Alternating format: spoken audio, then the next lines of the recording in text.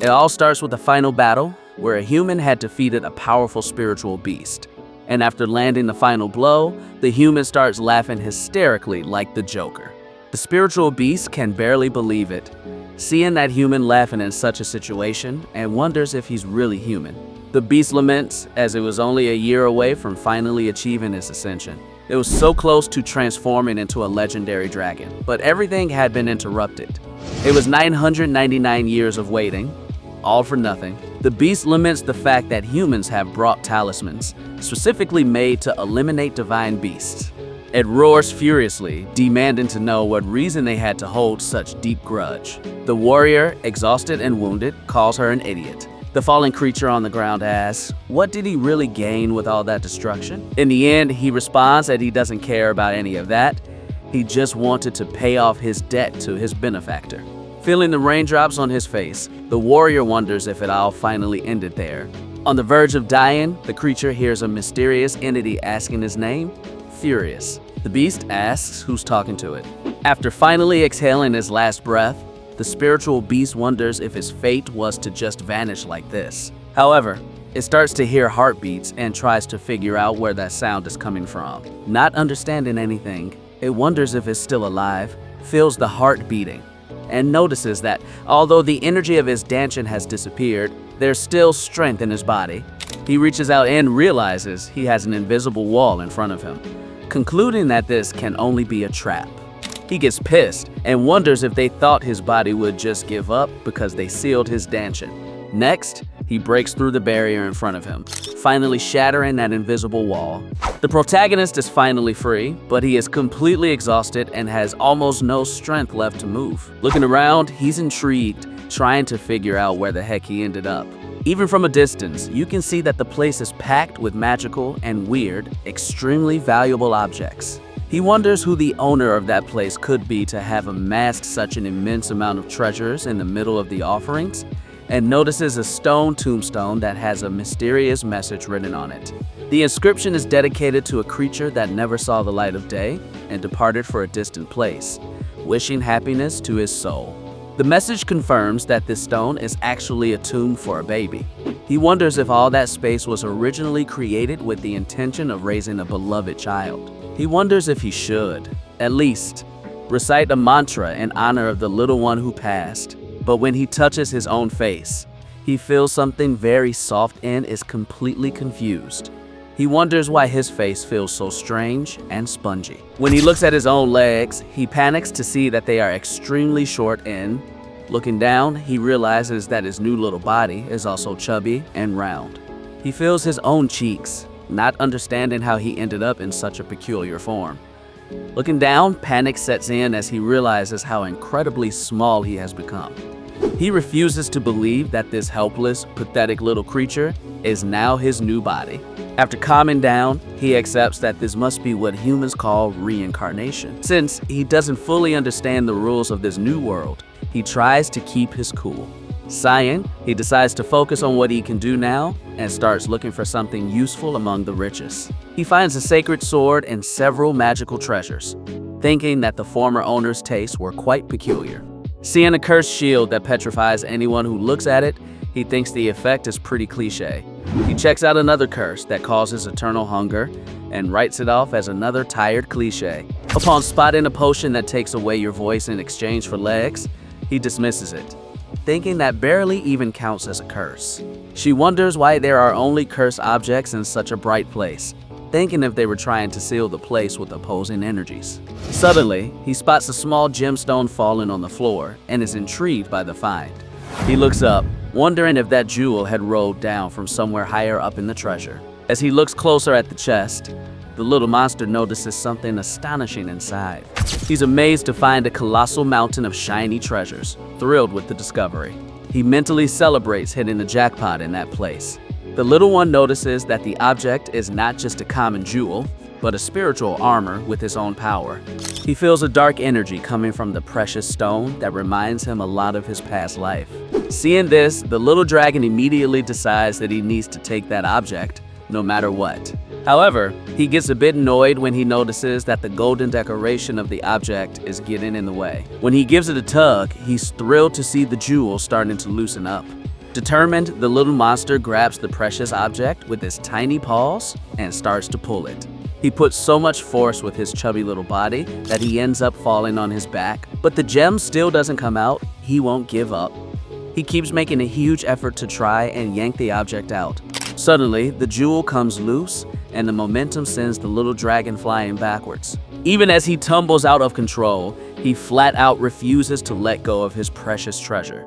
The little dragon goes tumbling head over heels down the vast mountain of gold coins. When he hits the ground, he whines from the impact and remembers that a silly fall like that wouldn't even tickle his old body. At least, he breathes a sigh of relief to see that the precious jewel remains perfectly intact in his hands. Suddenly, a deafening thunderclap starts to echo through the entire golden hall.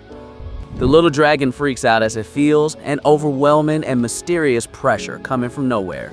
He notices a distortion in space and feels that an extremely powerful being is coming from the other side. The protagonist tenses up, realizing that not even his older self would be able to defeat that presence. Still, he tries to muster his courage, remembering that he is the proud descendant of the legendary Black Dragon. Just then, a giant, intimidating blue portal opens completely in the middle of the room. A huge, shiny golden paw begins to slowly cross the dimensional rift. Next, an immense bright blue eye stares down the little intruder menacingly.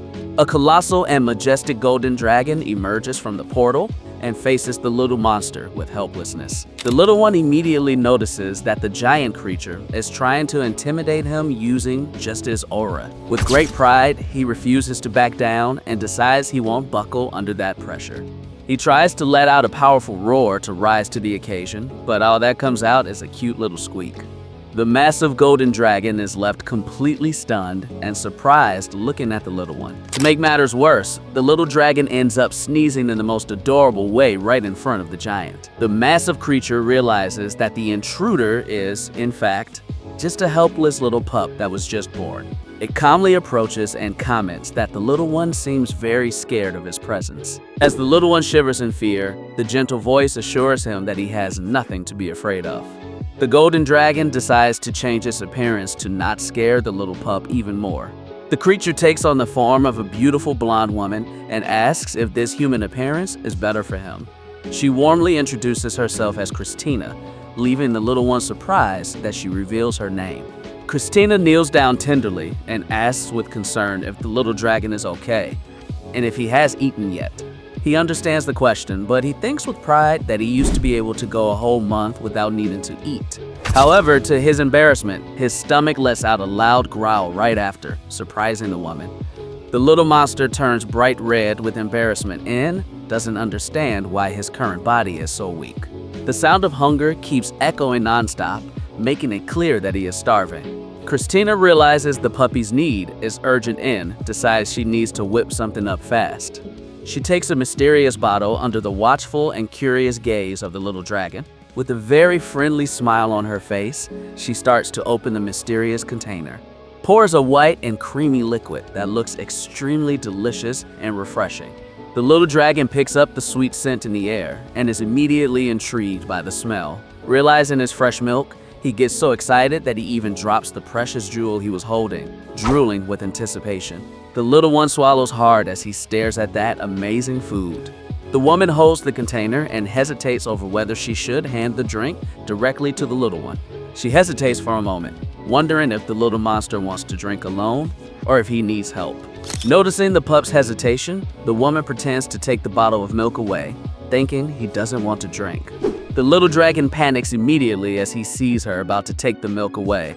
He lunges quickly towards the container, letting out a high-pitched squeal to secure his food. As he drinks desperately, she comments with a gentle smile that the little one seemed to be really hungry. He keeps drinking hurriedly and tries to convince himself that it's just regular milk. However, he is surprised and amazed to notice how incredibly delicious this drink can be. She asks if it's good and he makes sweet sounds of approval, even though he feels a bit embarrassed by his reaction. With so much affection, the woman asks the little puppy if he would like to go with her from now on. She extends her hand in a welcoming way, inviting the little monster to join her in a very affectionate manner. The guardian promises him that the world out there is full of even tastier food and lots of fun things for him to discover for the first time. Even though he doesn't understand all her words, he gets that she's inviting him to come along with her. He sizes up the situation and notices that she doesn't seem like a bad person, and there's nothing more useful for him in that room. He also accepts that it's very dangerous to try to survive alone with that frail body and without the protection of an adult. To save face, he mentally insists that he's not accepting the invitation just because her milk is amazing. Determined, the little dragon walks towards her and gently grabs the edge of the white dress of his new protector. Delighted with her choice of puppy, the woman gently takes him in her arms and welcomes him with a sweet smile. She hugs him excitedly, revealing that she was afraid he wouldn't make it and is so grateful that he's alive. The little one is confused and surprised to notice that she is only grateful for his existence in this world. He finds that display of affection a bit odd for his old-fashioned ways, but admits that the feeling isn't bad. He deduces that the original soul, which should have inhabited that body, unfortunately ended up disappearing before birth. To return the affection received, the little monster stretches out its tiny paw. Holding the magical jewel that Christina had collected, he is surprised to see the object and asks if that is a thank you gift or if he wants her to keep it for him.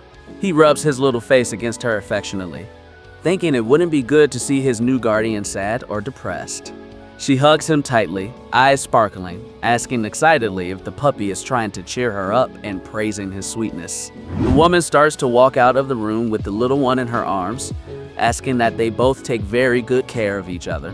He silently returns the affection, feeling immense gratitude towards her for giving him a new chance at life. As he looks back one last time, the little dragon mentally wishes that the soul of the little partygoer finds eternal peace. He also swears that in this new life, he will become strong enough so that no one can hurt or defeat him again. With a fierce determination burning in his eyes, he decides he'll use every single resource at his disposal to achieve his goal. Sometime later, the little dragon sleeps peacefully on his back, surrounded by soft sheets and shiny jewels. He starts to open his eyes slowly, waking up calmly from his sleep in a very lazy way. The little one lets out a massive yawn and stretches out completely among his cozy pillows. A month passes since his arrival at the temple, and he decides it's time to start his usual morning meditation. At first, he was really confused by the limitations of his new little body, but he gradually got used to being a kid. He discovers that his new body can naturally accumulate magical energy in the heart, even without using breathing techniques. At first, he thought something was wrong, but when he saw Christina using her own magic, he realized that was normal around there. Thanks to that ease, she doesn't need to focus on training the middle danshin and can devote all her focus to developing the lower danshin. She's thrilled to realize she's in a wonderful place, where the purest and most concentrated magical energy flows. With a brand new body, free of any past impurities, his current situation becomes extremely satisfying to train. However, he admits to himself that there's one damn annoying detail that leaves him pretty unsatisfied day to day. And that big problem that messes up his secret training routine comes down to one little critter. It's a small, curious, glowing spirit that was assigned to watch over every step he takes in the temple. He tries to shoo the creature away with his little paw and wonders indignantly if that annoying thing never sleeps or rests. The little one remembers that Christina was scared to leave him alone and summoned that watchful spirit before leaving. Because of the constant vigilance of that shiny little thing, he can't do his most intense physical training in secret. Every time he tries to sneak out of the room to explore the area outside the temple, the little guardian rushes to alert Christina, who immediately appears worried, saying that the outside is dangerous. Anyway, he takes comfort in noticing that his inner energy continues to grow steadily and healthily. She feels she has reached an ideal amount of power to try a very important test that she had been planning. Focusing all of his accumulated mana in the middle of the luxurious hall, the little dragon prepares to attempt teleportation magic. For now, he decides it's too soon to attempt any escape until he can deal with the little watcher. The little dragon concludes that he needs to come up with a plan to take out the nosy spirit. On top of everything, there's the huge difficulty of pronunciation due to his baby vocal structure. He grudgingly admits that this physical limitation will only be fully resolved when his body matures. Seeing the spirit mimicking him in a silly way, he feels extremely embarrassed and orders the creature to stop doing that. Suddenly, he interrupts his thoughts as he feels a strong and familiar surge of mana in the air. Christina just walked back into the room and asks with a warm smile if he was good while she was gone. Spotting his protector, the little monster runs excitedly towards her, remembering that it's finally time to eat. She melts, thinking he came to greet her out of pure affection, but he mentally notes that he's only there because of his milk. Christina suggests giving him a bit of meat, but when she opens the puppy's mouth, she notices that his teeth haven't come in yet. The little dragon makes gestures indicating that he's perfectly fine, leaving the woman impressed with how smart he is. She praises him as the smartest puppy she's ever seen, while he thinks proudly that that's obvious for a beast 1,000 years old. Either way, he's pretty pleased to see that his act of being a good little puppy is working perfectly on her. She picks him up, thinking he wants a hug, but the little monster tries to explain that he just wants her to give him his milk. Despite the misunderstanding, he accepts her affection, knowing it's important to maintain a good relationship with his benefactor. Christina looks at the little one with her beautiful blue eyes, shining with tenderness and maternal affection. She squeezes him affectionately and reassures him with absolute certainty that he is, without a doubt, the most adorable little pup in the world. Suddenly, she realizes her own forgetfulness and remembers that she had come there just to feed him. Finally, he hands over the container, calling the drink his favorite milk, and the little one celebrates for getting what he wanted. As he drinks happily, he thinks to himself that it's totally worth being sweet if it means getting such a delicious milk. While enjoying his tasty meal with great satisfaction and tranquility, Christina always sits next to him on the floor and starts chatting happily about how her day went. He admits he never liked listening to other people's troubles, but she has no idea the little one understands every word she says. Even so, seeing the woman opening up and venting to him with such trust, it lets the little dragon see her smile with a much lighter, calmer, and more relaxed expression than before. Thanks to that daily cohabitation, he managed to learn the language perfectly and got a lot of valuable information about that new world. In a very docile and affectionate way, she calls the little monster baby, asks if he has already drunk all of it, and at that moment, the little dragon remembers an important rule of that cohabitation. She asks him with a pleading look to do something sweet, and he notices, frustrated, that all her hospitality never comes for free. He hesitates, remembering that he lived an entire millennium as a divine and majestic beast, and now he has to put on a show for food, grumbling to himself. Gives in to the blackmail and strikes an extremely adorable pose to please his protector. Tries to console himself by thinking that it's only logical to return the favor after having been fed as well. She melts completely at the sight of the adorable scene, and little one sighs in relief to see that his benefactor is fully satisfied. He flops down on the ground, frustrated, knowing he can't be rude to the person who saved him and treats him so sweetly. Christina strokes his head and wishes from the bottom of her heart that he grows up happy and has a truly wonderful life. Whenever he hears her speak with such sincerity and sweetness, he can't help but recognize the truth in her words. It remains. For him, Christina is a genuinely kind and warm person in every little thing she does. Since he had never received so much affection in his past life, he feels confused about the best way to return it.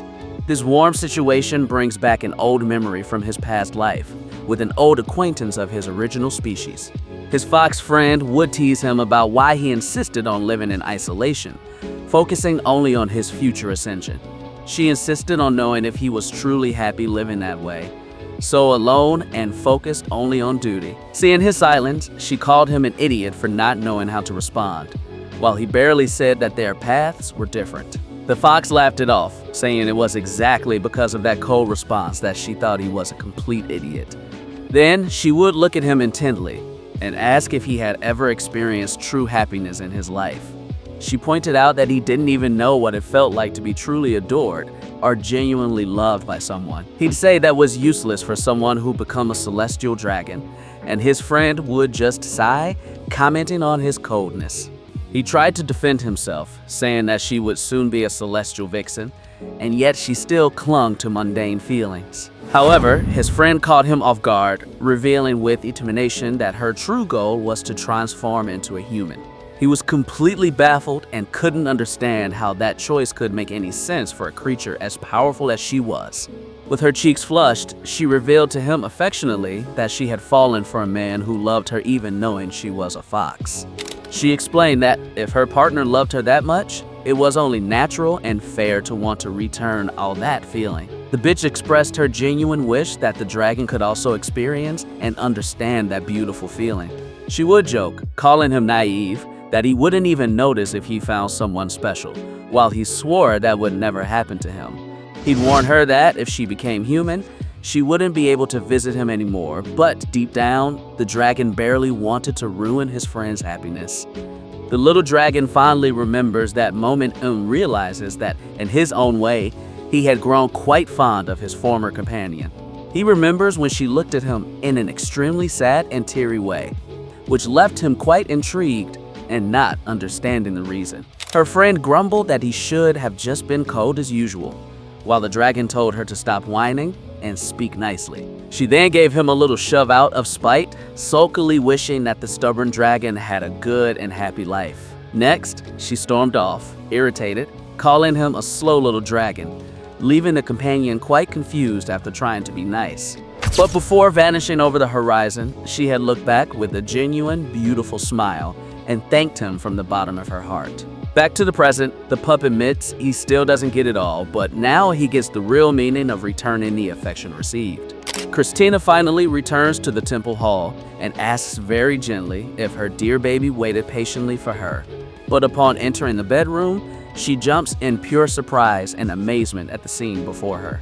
The little dragon decided to stand on two legs to show his rapid physical growth as a way of saying thanks. He hopes that by showing his quick growth, his protector will finally decide to get rid of the annoying guardian spirit. However, to his surprise, Christina starts to cry with emotion at the sight, leaving the little guy completely confused and upset. Without wasting any time, the woman excitedly lunges towards the puppy to catch him with all the love in the world. She squeezes him in a warm hug and exclaims that she doesn't know what to do with so much sweetness, as he realizes she wasn't sad. As she lets go of the tight hug, she excitedly reminds him that she had brought a special gift from her trip to give to him. The little puppy immediately gets curious at the mention of a gift and starts to wonder if it's another delicious meal. She explains to him with a sweet smile that it's something really easy to eat, even for someone who doesn't have strong, fully developed teeth yet. The woman pulls out a huge white egg from her bag and excitedly reveals that it is one of the legendary delicacies of a phoenix. She happily confirms that she managed to get some rare eggs from that creature to feed her beloved companion. The giant egg starts to emit a warm, reddish glow, revealing a strong presence of fire mana within. The little dragon remembers that the phoenix is an immortal bird that rises from the ashes and finds that description similar to another creature from his past life. However, he remembers an important detail. That legendary bird from his old world didn't hatch from an egg like this. Putting doubts aside to focus on the food, he jumps with determination and sticks his head directly into Christina's bag. It starts to rummage with his little feet inside the travel bag to get the food out. With great skill, the little dragon manages to hug one of the giant eggs tightly and pulls it out of the bag carefully, making cute noises and applying a bit of pressure. Tries to crack the tough shell to get at the delicious contents. He mentally celebrates as he manages to crack open a perfect fissure at the top of the enormous egg's shell. Without wasting any time, the little monster wolfs down the golden, shiny yolk straight from the shell, eagerly and hungrily.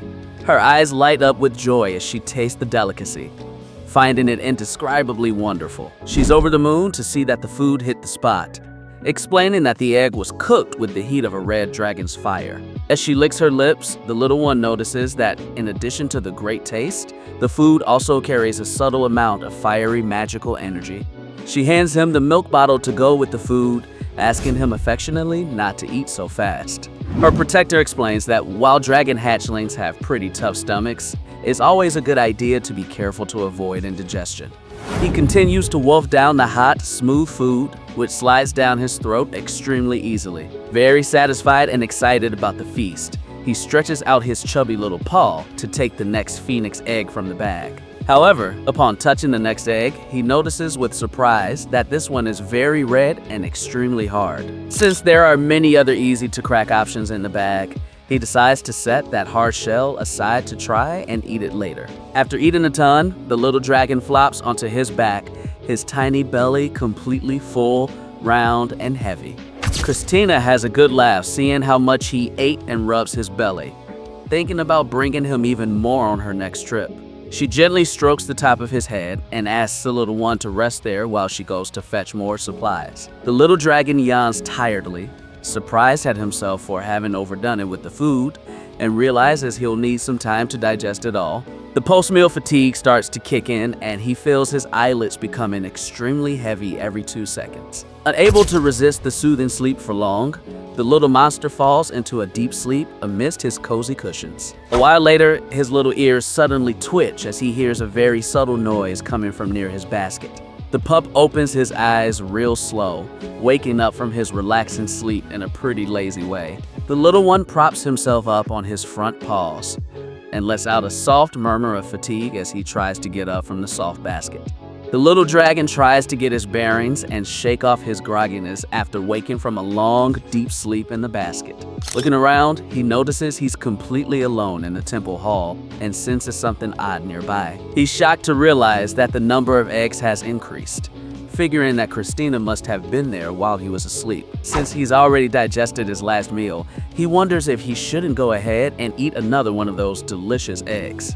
The little dragon quickly concludes that eating just one more of those delicious eggs wouldn't do any harm to his body. To ease his conscience, he pretends it's not greed, but an important way to absorb magical fire energy. With determination, he climbs on top of that hard red egg that he has set aside at the last meal. The little monster stares at the mysterious phoenix egg up close, with great attention and curiosity. He studies the object for a few moments and concludes that this strange phoenix egg holds something very special. Knowing he would have to face it sooner or later, the dragon decides to take advantage of being alone to act uninterrupted. The protagonist takes a deep breath and starts to channel a powerful amount of dark energy into his tiny paw. He channels all his accumulated mana into that single point to deliver a blow capable of shattering the tough shell next. He throws an extremely powerful punch, charged with dark energy, directly at the red egg.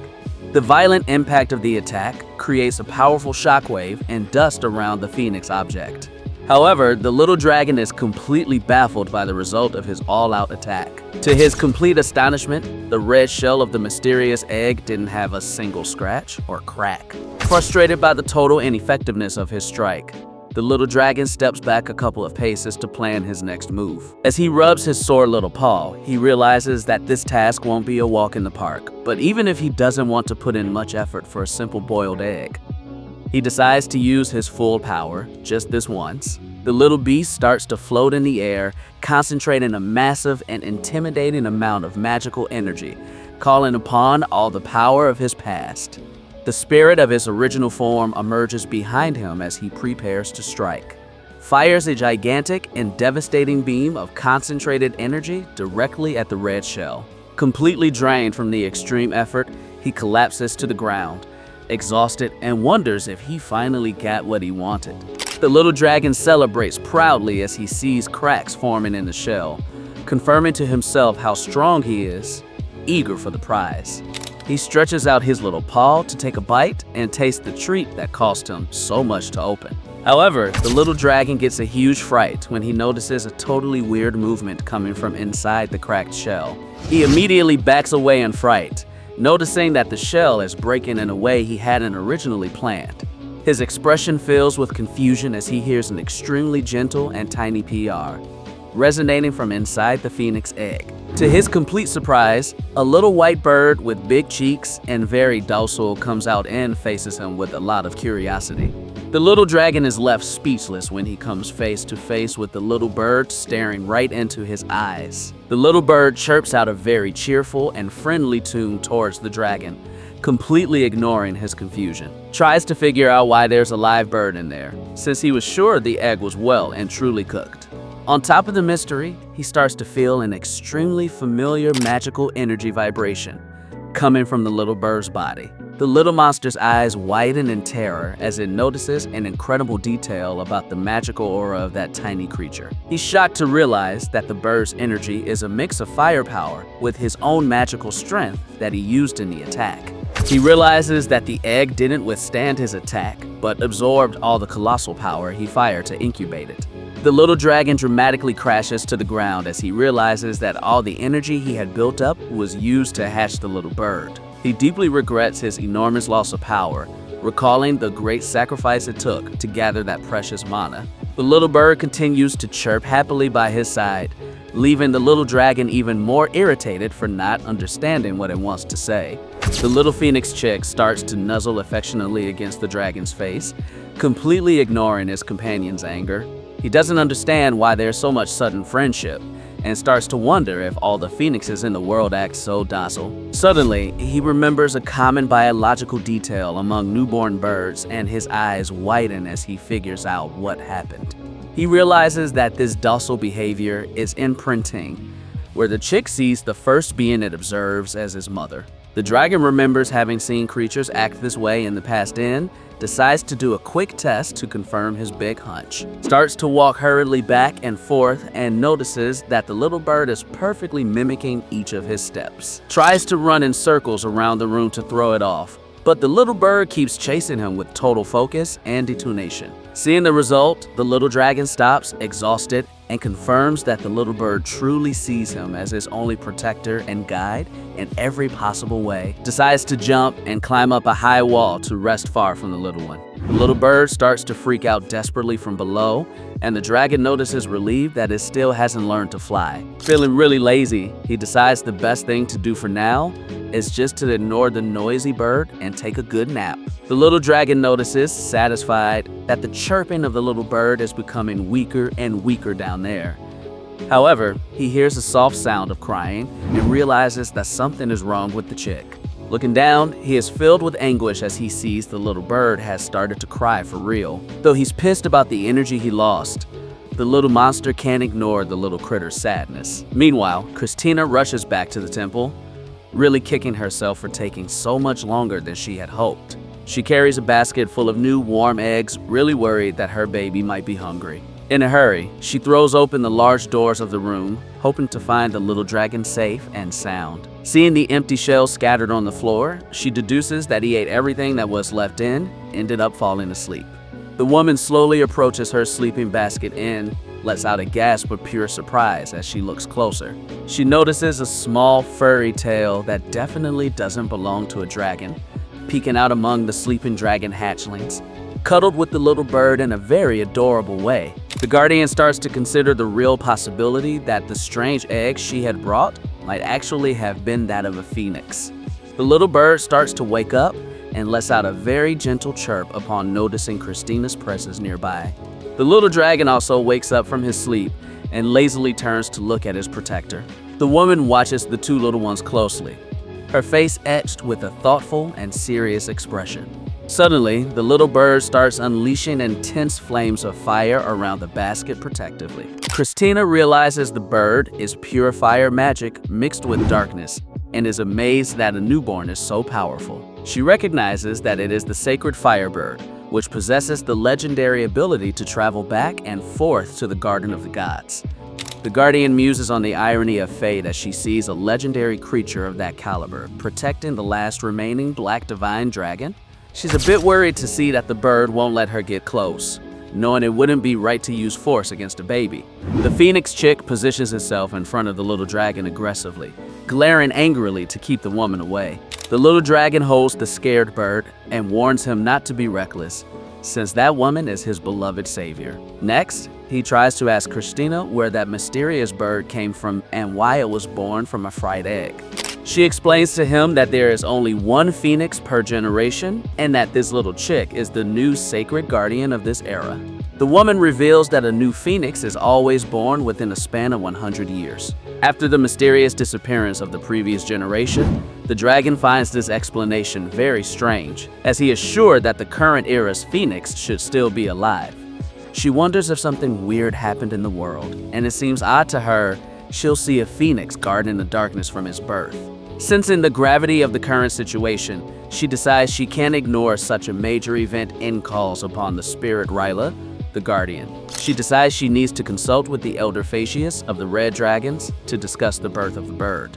She thanks the king spirit, who happily assures her that everything will be perfectly taken care of during her absence. The woman asks if the little dragon can wait safely in the temple, and he promptly replies yes with a tender nod. Internally, the little monster celebrates excitedly, realizing that his departure means he'll finally have plenty of free time. Though she's hesitant to leave the little ones alone, she feels in her heart that the little dragon will handle everything. The guardian reflects that he is not only intelligent, but he seems to carry a wisdom and well-defined values of an adult. She is also impressed by his ability to control mana, since common hatchlings usually use magic in a very disastrous way. She notices that he is different from everyone else and manages to manipulate his magical energy in an extremely complex, precise, and conscious way. The woman concludes that he is definitely no ordinary prodigy and remembers an old conversation she had with her old master. She remembers asking the master if he had done something to the puppy before handing it over to her care. Pushing those thoughts aside with determination, she decides that it doesn't matter what the big secret behind that docile puppy is. The guardian smiles tenderly, affirming that she is now the teacher, and promises to return to the temple as soon as she can.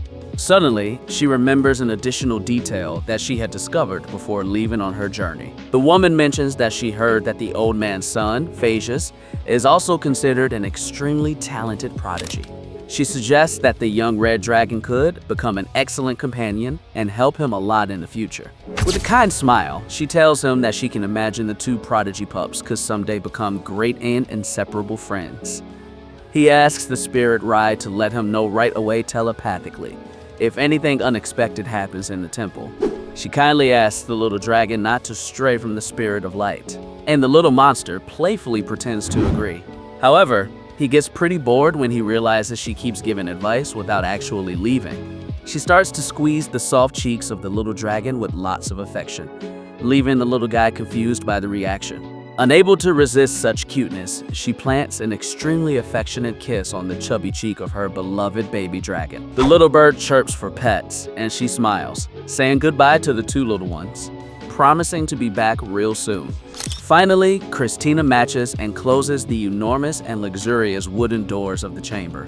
The little dragon wiggles his ears at the soft sound of the latch being closed from outside, relieved by the sudden silence. He wonders if his protector has finally left. The little monster clenches his tiny, chubby fists with a lot of excitement, realizing that the moment he's been waiting for has finally arrived. He celebrates with his arms in the air, overjoyed, reveling in his sweetly awaited freedom. The dragon rises determined from the crib, thinking it would be impossible for him to stay cooped up there like a normal baby as he jumps towards the soft floor. He remembers, frustrated, that routine full of strict rules wouldn't let him train his power in peace. He starts to walk and figures that no one in the temple will care if he explores a bit outside the room. However, the little bird starts to follow him swiftly through the room, catching him gently and cheerfully. The dragon feels a bit uncomfortable seeing the little bird looking at him with those pleading eyes. With little patience, the little dragon gently bites the docile little bird to lift it off the cold floor. Gently tosses the little bird up so it lands perfectly on top of his head. Decides it's way better to carry it on his head than to have the bird tripping and getting in the way while walking through the living room. The little dragon keeps on walking steadily with the little bird perched adorably on top of his head.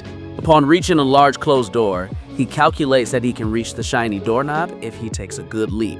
The little guy crouches with determination and prepares to take a massive leap with all his might. He takes a running start and leaps with precision towards the golden metal handle of the enormous door.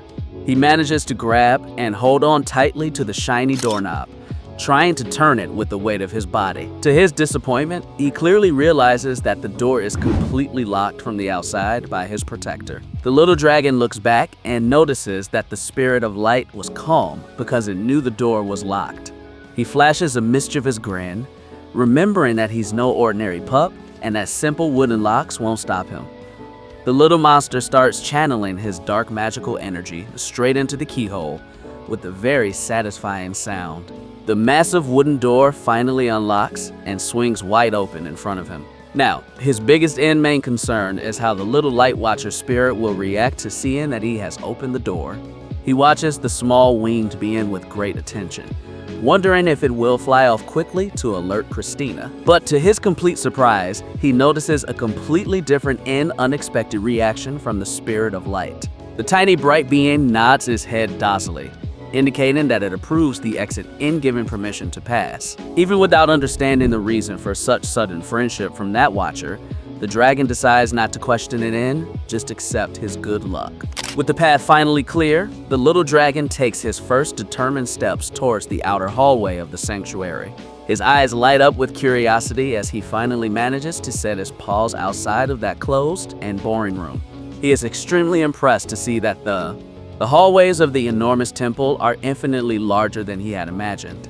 Finally, he understands why Christina and the Spirit of Light didn't care much about his attempts to escape the room. They knew it would be impossible for a slowpoke like him to get very far walking through that gigantic temple. He realizes his steps are too short and concludes that exploring on foot without using teleportation spells would be a huge waste of time. But the little monster Sendener shows a mischievous smile as he remembers he had prepared for this exact situation in advance. The little dragon starts to concentrate an immense amount of bright blue magical energy all around his tiny body. He remembers perfectly how Christina's energy flowed every time she used teleportation magic in front of him. He feels the mana around him responding to his commands naturally, managing to mentally map out the entire vast sanctuary at once. Confident in his great control skills, he prepares to cast the spell and starts to choose the best destination to go to. He glances at the Spirit of Light and thinks triumphantly that even if the Watcher wants to rat him out to Christina now, it'll be too late. He smirks triumphantly, thinking the little light spirit is too late, and issues the activation command for his magic. A giant glowing blue teleportation circle appears around the dragon and activates instantly. In the blink of an eye, the group is transported out of the temple, appearing on top of a beautiful green mountain in the open air. The little dragon is totally awestruck as he gazes upon the vastness of nature and the beauty of the outside world for the first time. He starts to realize that this new world is completely different and infinitely more beautiful than the world of his old life. Suddenly, he notices something alarming and realizes he's plummeting through the air, right in the middle of the mountain. Since he decided to appear at the top to avoid getting stuck on the walls, the little bird tries to help him by flapping his wings in vain. Both end up slamming directly into the grass, kicking up a small cloud of dust and dirt in the middle of the beautiful green meadow. Grumbling, facing the dirt for being too low to open his wings. But he feels relieved to notice that he has kept his companion safe. Looking to the side, he sees the little light spirit spinning, completely dizzy and scared after the intense magical journey. He wonders if Christina made teleporting look so easy, and if what he did was really that impressive. But then he stops and starts to think that if any common dragon pup could use teleportation magic right off the bat, Christina would never have left him with just a single light spirit to take care of him if she knew he was capable of doing that. With this realization, the little one starts to get really worried and wonders if there's still a way to fix this huge mess. He still finds it weird that everyone is so surprised, since Christina made everything seem extremely easy on a daily basis. He is surprised to think about the topic again, and starts to notice the danger of a simple hatchling being able to use such advanced magic. If she knew that, she would have definitely beefed up security way more instead of just leaving a tiny fairy to keep watch. She tries to calm herself and silently wonders if the situation is still under her control in any plausible way. The little dragon gulps, swallows his spit as he realizes the gravity of what he just did, and lets out a pretty worried murmur. He realizes he made a stupid mistake and regrets having used his magic at a time when he could no longer hide his powers. Little birdie PIQD asks what went wrong and why he's so quiet as the little dragon decides to stop overthinking it. The little dragon places his tiny paw on the bird's head to calm him down, deciding that the best thing to do now is to act practical. He starts to run happily through the forest, focused on figuring out exactly where on the map they ended up. The two little ones have a blast watching with curiosity a line of ants marching slowly across the grass. Then, the little dragon goes for a swim in a very clear river, surrounded by several curious blue fish, intrigued by the creature's presence. He carefully crosses a natural bridge made from a fallen, moss-covered tree trunk that connects both shores. With great effort, the little one manages to climb up a big tree to try and get a better view of the entire forest around. Finally, he reaches the top of the leaves and lets out a joyful shout as he manages to poke his head above the treetop. The little bird also pops out just behind, coming out from among the green leaves, and gives a strong cheer to celebrate that they made it all the way up there. Looking out at the horizon from the top of the tree, the hatchling spots a mountain in the distance and figures that must be Christina's hideout. He sees an immense, brilliant barrier covering the entire mountain, revealing the exact location of his temporary home. The little dragon is fascinated to see for the first time how the imposing lair of a dragon looks when seen from the outside. Notice the absurd amount of mana that envelopes the entire region, making the sanctuary seem completely fused with nature. Satisfied with what he discovered, the little one decides he's seen enough from up there and gets ready to head back down to the ground. He starts sliding down the branches, laughing, and thinks to himself that it's about time he started planning his return to the nest. The little watchful spirit flies nearby, thinking that despite the accidental teleportation, the puppy at least didn't drop his guard. The little dragon keeps sliding down the tree and starts to figure out how he'll show off his incredible teleportation magic talent. Imagine that by also showing his wisdom and holding back, Christina will surely heap praises on him for his tremendous talent. He gets excited thinking that she can help him promote himself even more and reward him with lots of delicious treats. The little dragon focuses on not overdoing his actions to avoid making the blonde woman suspect his true origins and past memories. He walks confidently back through the forest, hoping that his entire return plan and his lie about being just a pup go off without a hitch. Suddenly, the little one stops and sniffs the air after picking up a mysterious and incredibly enticing scent coming from among the plants. He starts following the curious scent, weaving through the grass, while the little spirit watches, confused. With eyes sparkling with pure excitement, the dragon dashes towards the source of that wonderful scent that drew him in. He pushes aside the green bushes with his little paws and goes wild when he finds a very special plant hidden in the undergrowth. He's blown away to see that it's an extremely rare wild ginseng, a true celestial seed bursting with energy.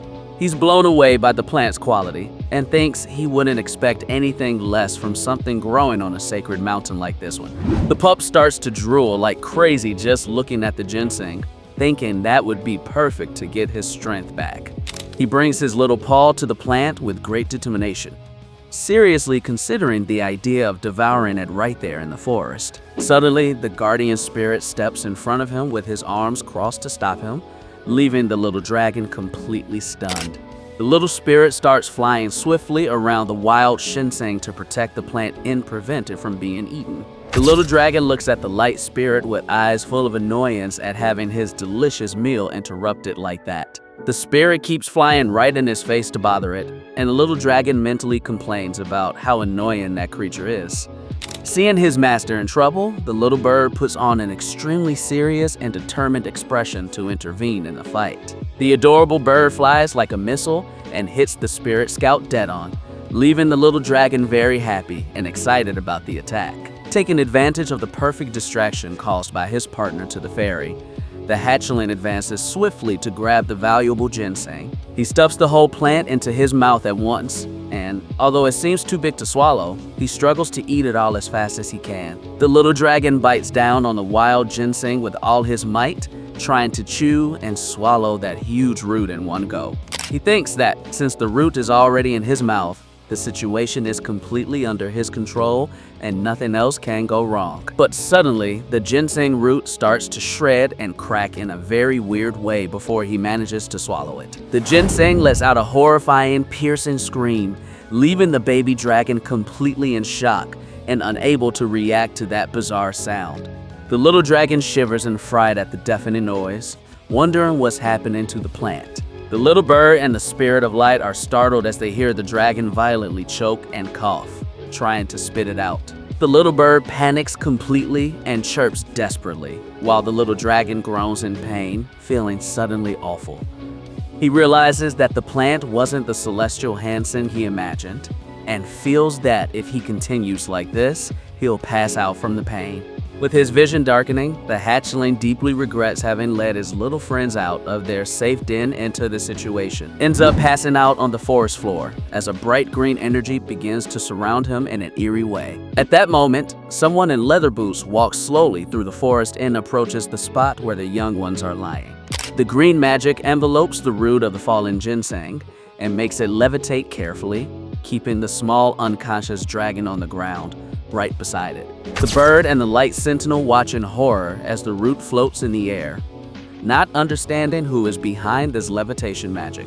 A mysterious figure with green hair and a brown hood appears, controlling the mana that floats around the creatures in the forest. With a wave of their hand, the hooded figure also makes the small unconscious dragon levitate, frightening the little bird even more with the sight.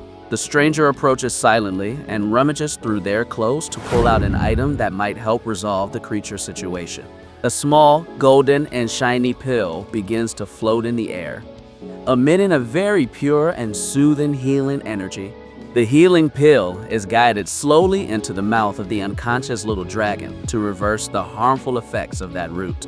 The weirdo pops the pill straight into the little guy's mouth, who swallows it right away while still knocked out.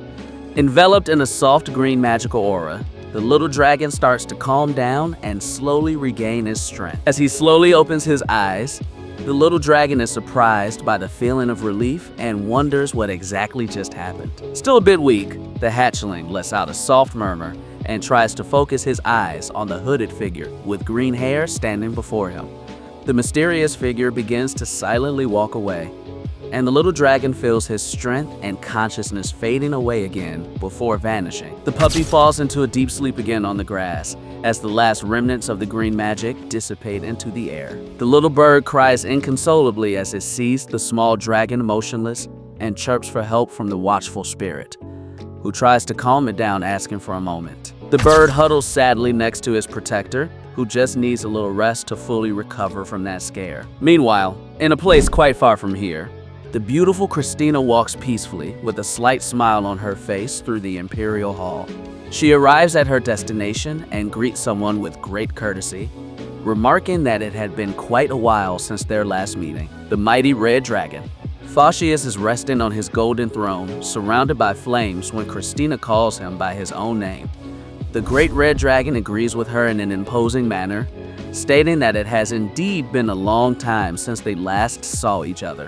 Fascius wonders what would bring the leader of the Golden Dragons all the way here to pay him such an unexpected and unannounced visit. He takes on his human form and smiles, figuring she must already know if he'll accept or not the proposal that Fascius came to present to him in the form of a red-haired man.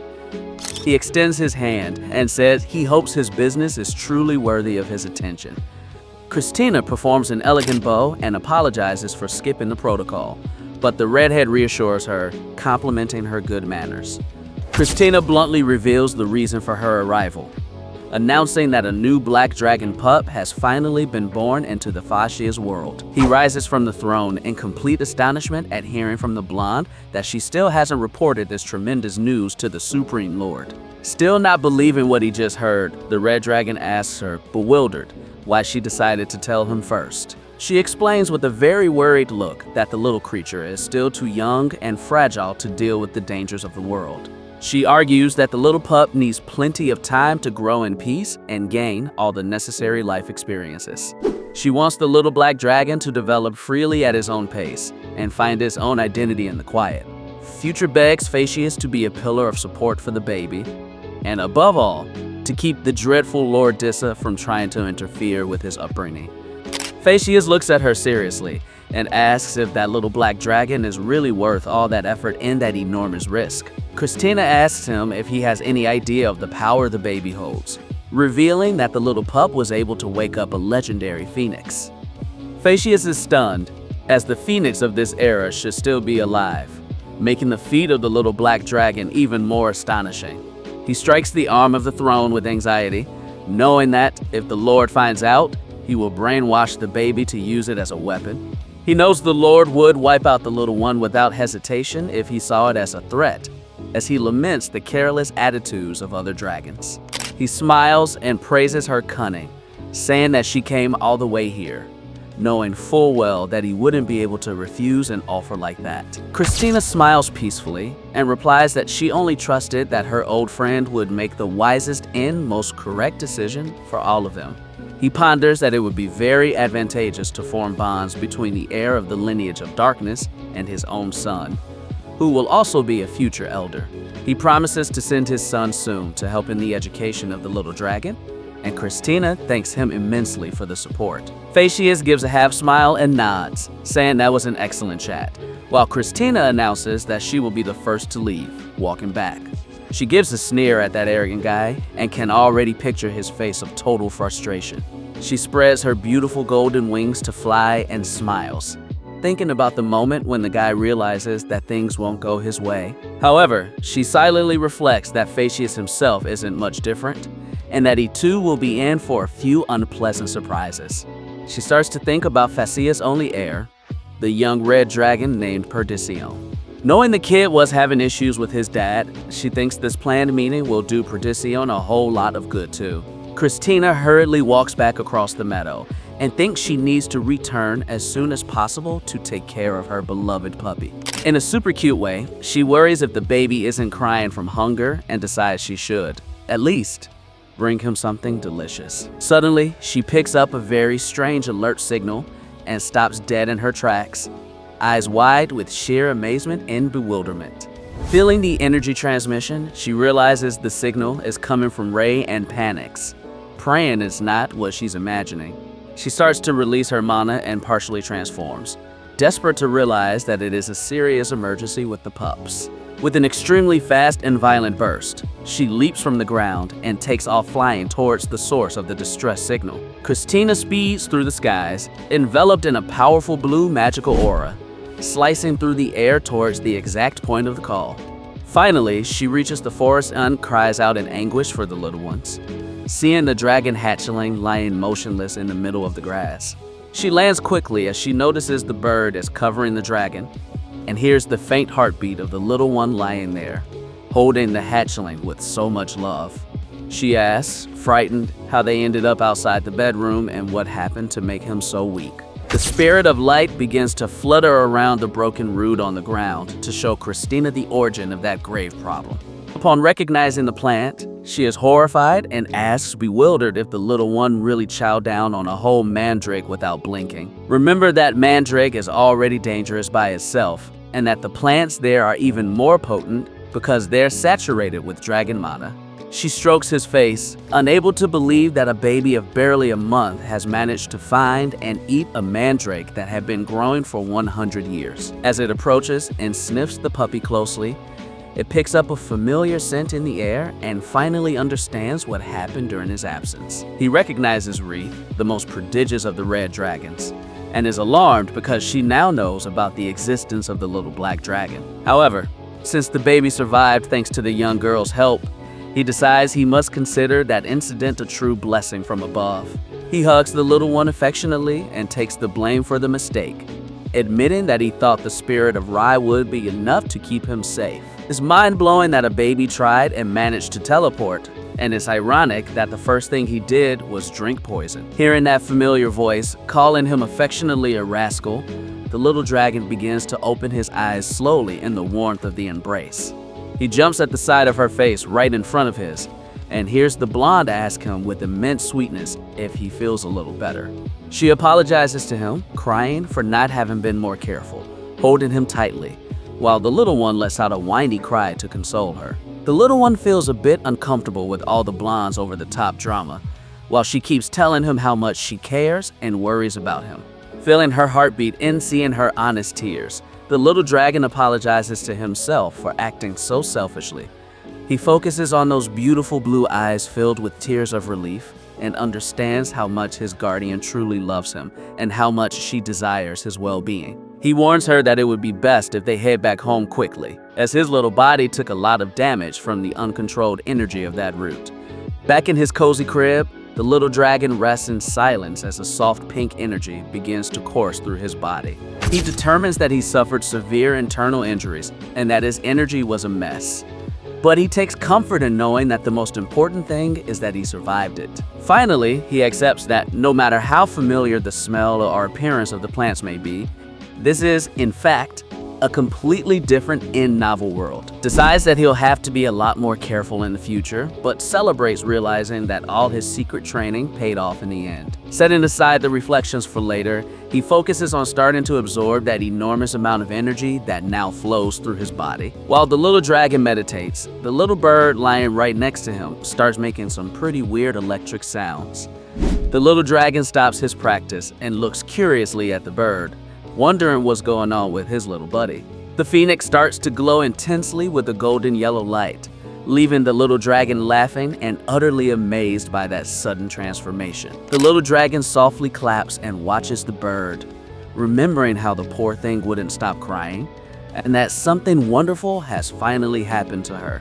Gently strokes the little phoenix's head to console it and says not to cry anymore, as it was just a simple tummy ache that's already gone. He's moved by the genuine affection of everyone and reflects that in his past life, he would have never noticed how valuable it is to have someone who cares about you. The little dragon draws a slight smile and admits to himself that, after all, receiving that kind of warm treatment isn't such a bad feeling. Suddenly, he notices a different glow peeking right in front of him and focuses his attentive gaze to try and decipher the source of that new light. The little phoenix snuggles tenderly against his chest as it continues to glow magically and make soft noises. The dragon pup swallows hard as he feels a mysterious energy vibration invading his chest through that tight contact.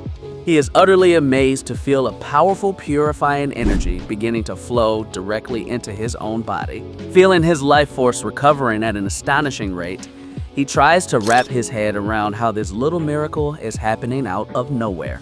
The little dragon's eyes widen as he confirms that this pure energy is cleansing all the toxins and healing his internal wounds. The pup licks the remnants of the healing potion from his paw and swallows it with great relish. He closes his eyes, focusing as he feels that energy gathering on his forehead, absolutely certain of his suspicions. The little dragon realizes that the water worked as an antidote to the poison, and that on top of that, a powerful fire energy entered his core. He looks in awe at the little bird that he catches whispering softly beside him. Impressed by the bird's great usefulness, the little dragon starts to give the little bird several affectionate pats on the head, admitting that it's a lot more useful than he thought. Christina opens the door and enters the room with a gentle smile, asking affectionately if the baby managed to rest and sleep well. He responds with a tender coo and the blonde comments, relieved that, despite the huge scare they had, he seems to be just fine now. She picks him up gently and explains that the mandrake only heard him because he's so young, but when he's older, it won't be anything. The little one snuggles up full of affection against her chest and lets out little squeaks, as if to say it will be okay soon after the scare. Moved by the little one's affection, she smiles very sweetly and murmurs words of pure love to her beloved dragon hatchling. She silently thinks that even as she listens to Ray's report, it's really hard to grasp that a baby has managed to use spatial magic.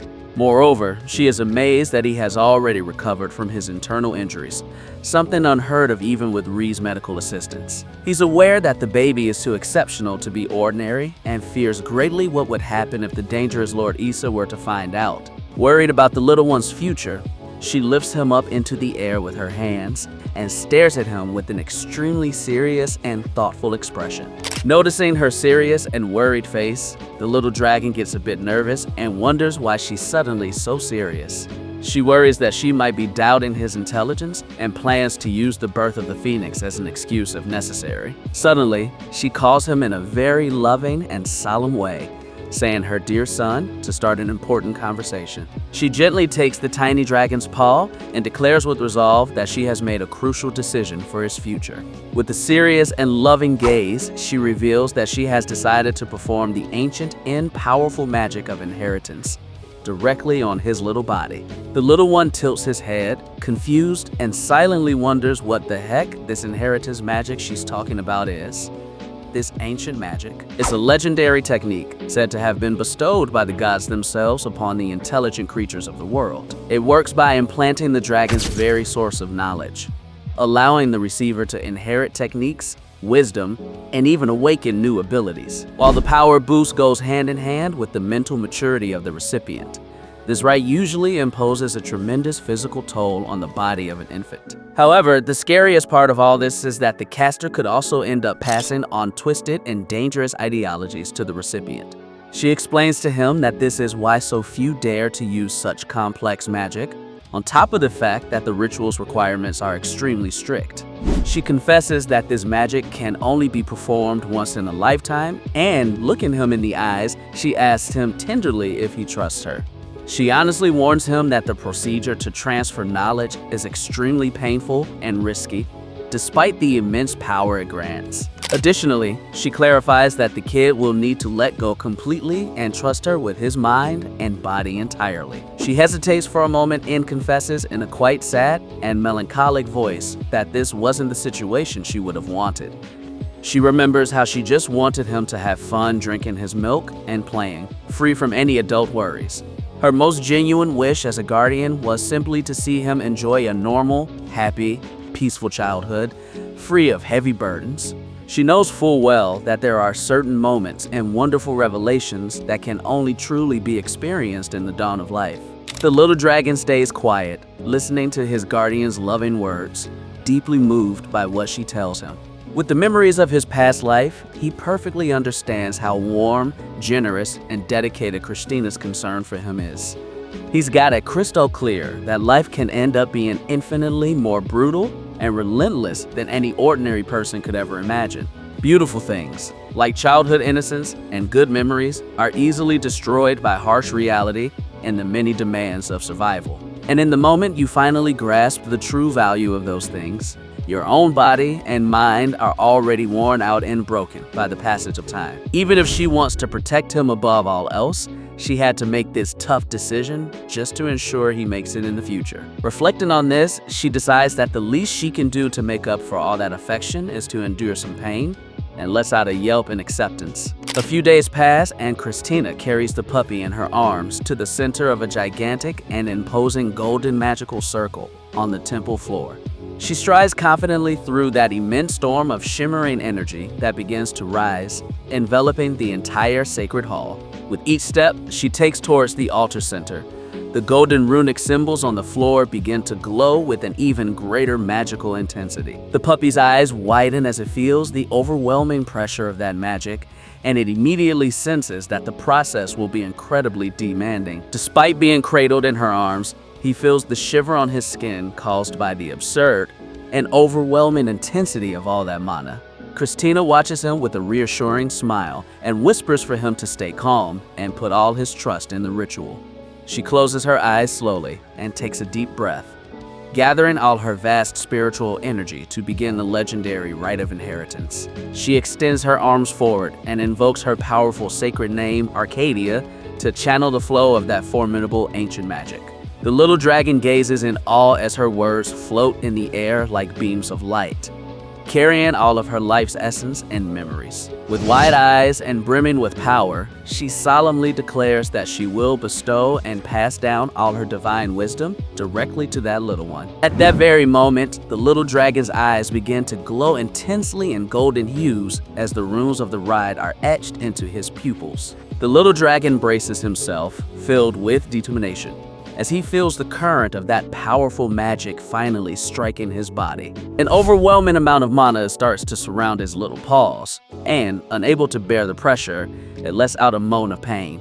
It feels like an endless stream of knowledge is being poured into his mind, pushing his ability to absorb it all to the limit. Despite the unbearable pain, the hatchling insists on resisting with determination, aware that all that immense wisdom and power will soon be theirs. In one of his moments of peak transcendence, immensely pleased to receive all the inheritance at once, emitting a strong glow from his eyes, the little dragon staggers exhausted on the floor, returning to normal as he hears the worried voice of his guardian, asking if he is okay. Christina rushes desperately towards the pup in the middle of the room, fearing that the heavy burden of the ritual has been too much for his little body. She cradles him in her arms, deeply distraught, and pleads for her beloved little dragon to show some sign and wake up from this state soon. She sheds tears of anguish until she hears the little dragon cough softly, causing her to look at him with attention and full of hope. The little dragon slowly opens one of his eyes and, seeing her desperation, tries to calm her by affectionately saying her name. The pup notices that young Prediction is standing nearby and wonders if the boy's cold stare was just a fleeting impression of hostility. He notices that the young man hid his genuine emotions in a very quick and subtle way before Christina could pick up on the slightest detail. The little dragon finds that attitude super weird, since the kid wouldn't have any real reason to act so cold.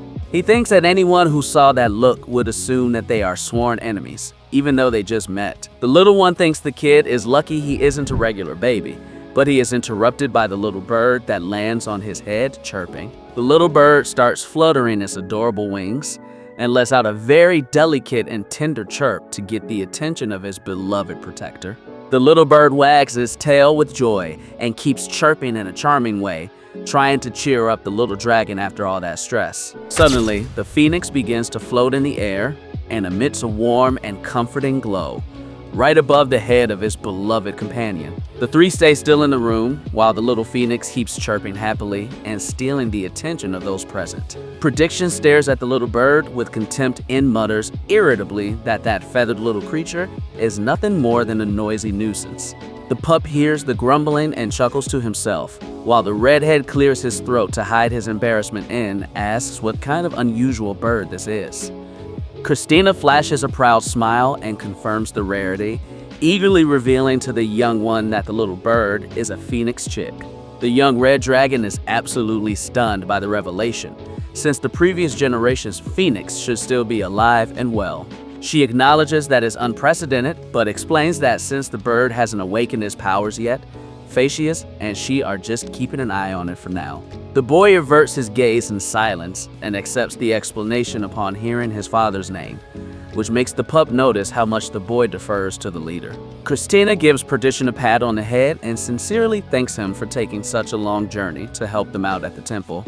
She asks him to be a good big brother to the baby, and the boy blushes slightly as he shyly murmurs that he understands the request. The little dragon entertains himself by noticing that the young man was disappointed when Christina stopped her caresses, deducing that he is still just a kid. But still laughing at the boy's childish tantrum, the little dragon can't shake his previous suspicions about him.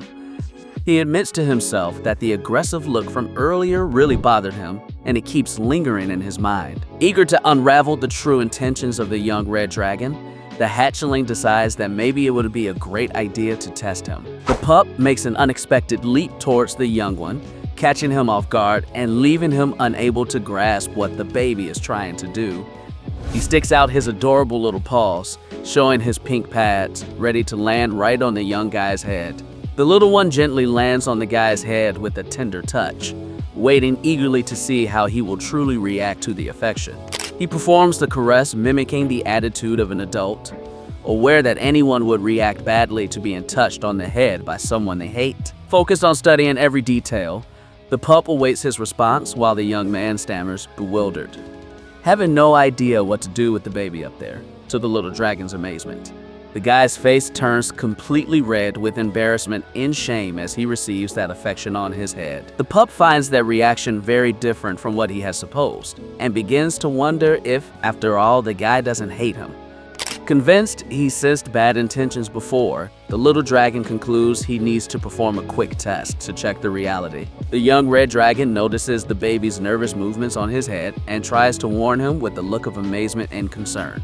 Out of the blue, the little one either jumps or loses his balance from up there, causing the boy to scream in fright, not knowing what the little creature is up to. The pup dives on purpose, feigning a free fall, mentally preparing to smack his face against the marble floor, just to witness Christina's reaction. She watches the scene in complete shock and rushes alarmed towards where they are, asking desperately if the two little ones are okay. The blonde remarks affectionately that the baby seems really excited to have a big brother, but the little rascal notices something amazing. He realizes in surprise that prediction acted swiftly out of pure instinct and caught him firmly in his arms to prevent him from hitting the ground. Looking very closely at the young one, the pup feels a bit guilty and thanks him in his mind for having managed to catch him in time, still holding the baby awkwardly. The young red dragon stammers, asking with great concern if he hurt himself in the fall. Realizing the baby is fine, the guy looks away embarrassed and snaps at him to forget he ever asked. He snaps at the pup to get down from his arms, making it clear to the little dragon that the boy is trying to act tough, even though he's worried. As he walks away at a slow pace, the pup concludes that there was no malice in the redhead, and that the guy is just terrible at showing affection. The little dragon wonders if the young man is the type of person who has a hard time being honest about his own feelings. He looks at him thoughtfully and figures that considering the strict environment the redhead was raised in, he perfectly understands why. The young man clears his throat, intimidated, trying to act like a mature adult, while the pup watches him with a very amused look, feeling entertained. Prediction approaches with curiosity and remarks in surprise that the baby dragon is actually tiny, showing a subtle fascination with the little creature. Christina appears smiling in the background and comments that even Prediction used to be pretty small in the past, though a bit bigger than the baby. The guy is pretty thrown off by the comment and insists he can't imagine being that small. But the blonde tells him it's normal that he doesn't remember. Christina approaches him with a very sweet and nostalgic look, remembering that she rarely had the chance to see him in person at the palace. She spreads a beautiful ear-to-ear smile and affirms that, despite the time that has passed, she remembers perfectly when he was a baby. She fondly recalls when he was nothing more than a little, adorable red dragon wrapped in a soft silk blanket. Hearing such a warm confession, the young man is left not knowing how to react and blushes slightly as he recalls his past. The dragon pup picks up on a slight shift in the atmosphere and senses that a warm, special energy has started to radiate from the young boy. It senses that wave of heat flooding the place once again, and is amazed to realize that the process of changing feelings is repeating itself. The three remain standing in silence in the vast hall, while that soft and pleasant magical energy continues to flow around them. Suddenly, the little dragon shrinks completely, blushing and embarrassed to realize that his mana has almost run out again. He's pretty frustrated to realize that his stomach is still completely empty and hungry, despite having consumed that powerful healing pill. The little bird chirps softly and starts to flap its tiny wings next to his protector, trying to cheer him up in some way at that tough moment. The little phoenix does lots of tricks, wagging his tail in the air, and chirps happily to at least get a small smile out of the dragon. The three watch that adorable scene with rapt attention, amazed by the pure and genuine friendship that blossomed so quickly between the two little ones. The redhead tells the little one to play right in, lets him know he's going out to find something tasty to eat, to which the little dragon nods right away. Christina smiles contentedly and begs them affectionately not to play anything too rough while she is out of the forest. The little dragon watches his guardian walk away down the hallway and braces himself for what's coming with the young man who stayed there with him. The young man takes a seat on the floor as comfortably as possible and calls the pup in a rather distant and authoritative tone, ruining the tender atmosphere. Suddenly, Prediction grabs the little dragon's cheeks firmly with both hands, leaving the little creature completely bewildered. He pulls on the soft cheeks of the little dragon out of curiosity to test him, making the pup wonder what that red-headed, bold kid is after. The young red dragon warns that he will be the master of the little one from this moment on, but the pup protests and demands in his mind that the guy let him go already. The little bird chirps angrily and flies furiously to defend his protector, but the redhead demands firmly that the bird shut up and not interrupt their conversation. Prediction seriously warns that E won't go easy on him just because he's a little kid, and that the kid shouldn't even dream of taking breaks during training. The pup lets out a sigh of boredom and wonders with a lot of irony. What exactly would a kid that age have to teach him that would be useful in the future? The kid thinks he should be the one teaching lessons after receiving the magical inheritance, and wonders what he's going to do with that brash red-headed kid. The young red dragon lets out a sigh of superiority and flashes a proud smile, feeling like the master of the situation. The little phoenix gets pissed again and starts radiating flames around the boy, who protests angrily, asking what the hell she thinks she's doing. The adorable little bird takes a threatening stance surrounded by wild flames, making it clear that it won't let anyone mess with its protector. The red-haired kid faces him sternly and demands respect, declaring helplessly that he will be the future supreme leader of the entire fire clan. He extends his hand, channeling his own fire magic to show his might, raising an impressive wall of flames around him.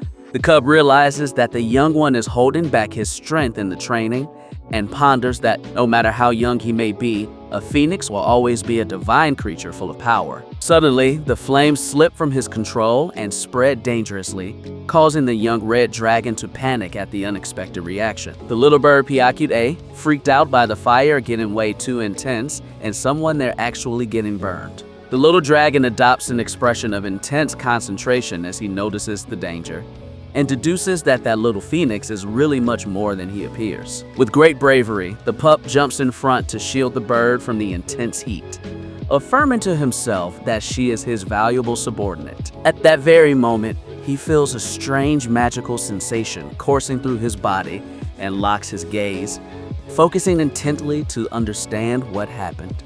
She holds him anxiously in her arms back to the crib and begs desperately to her beloved baby to wake up and recover from all that exhaustion.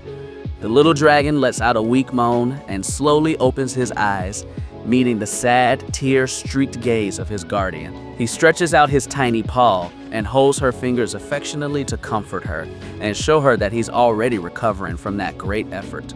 She smiles with relief and sweetly tells him that she's prepared a special and highly nutritious meal to help him regain his strength quickly. The little one is extremely excited about the promise of tasty food after almost fading away, imagining what that special feast will taste like. He starts to drool with hunger and anticipation, but his enthusiasm is cut short when she places the mysterious dish right in front of him. Seeing the food is the mysterious dish right in front of him. Upon seeing the food, he realizes in horror that it is the same mandrake root that nearly sent him to the other side in the forest. The little dragon is completely frozen in terror as he stares at the plant, unable to believe he'll have to eat that again. He swallows hard and shudders in fear, realizing that his beloved guardian intends to make him eat that terrible poison as part of his healing. Christina offers him a sweet caramel apple if the little guy manages to finish all the mandrake soup. The little one thinks about all the effort she put into making it and remembers that, after all, he isn't even a real kid. He tries to psyche himself up, thinking that he's eaten poisonous mandrakes before and that a little soup shouldn't be a big deal. With great determination, the little dragon shoves a piece of that weird root into his mouth in one go. However, as soon as he tastes it, his eyes widen in complete shock. The little one bursts into tears, wailing in sheer agony from the overwhelming bitterness of the food.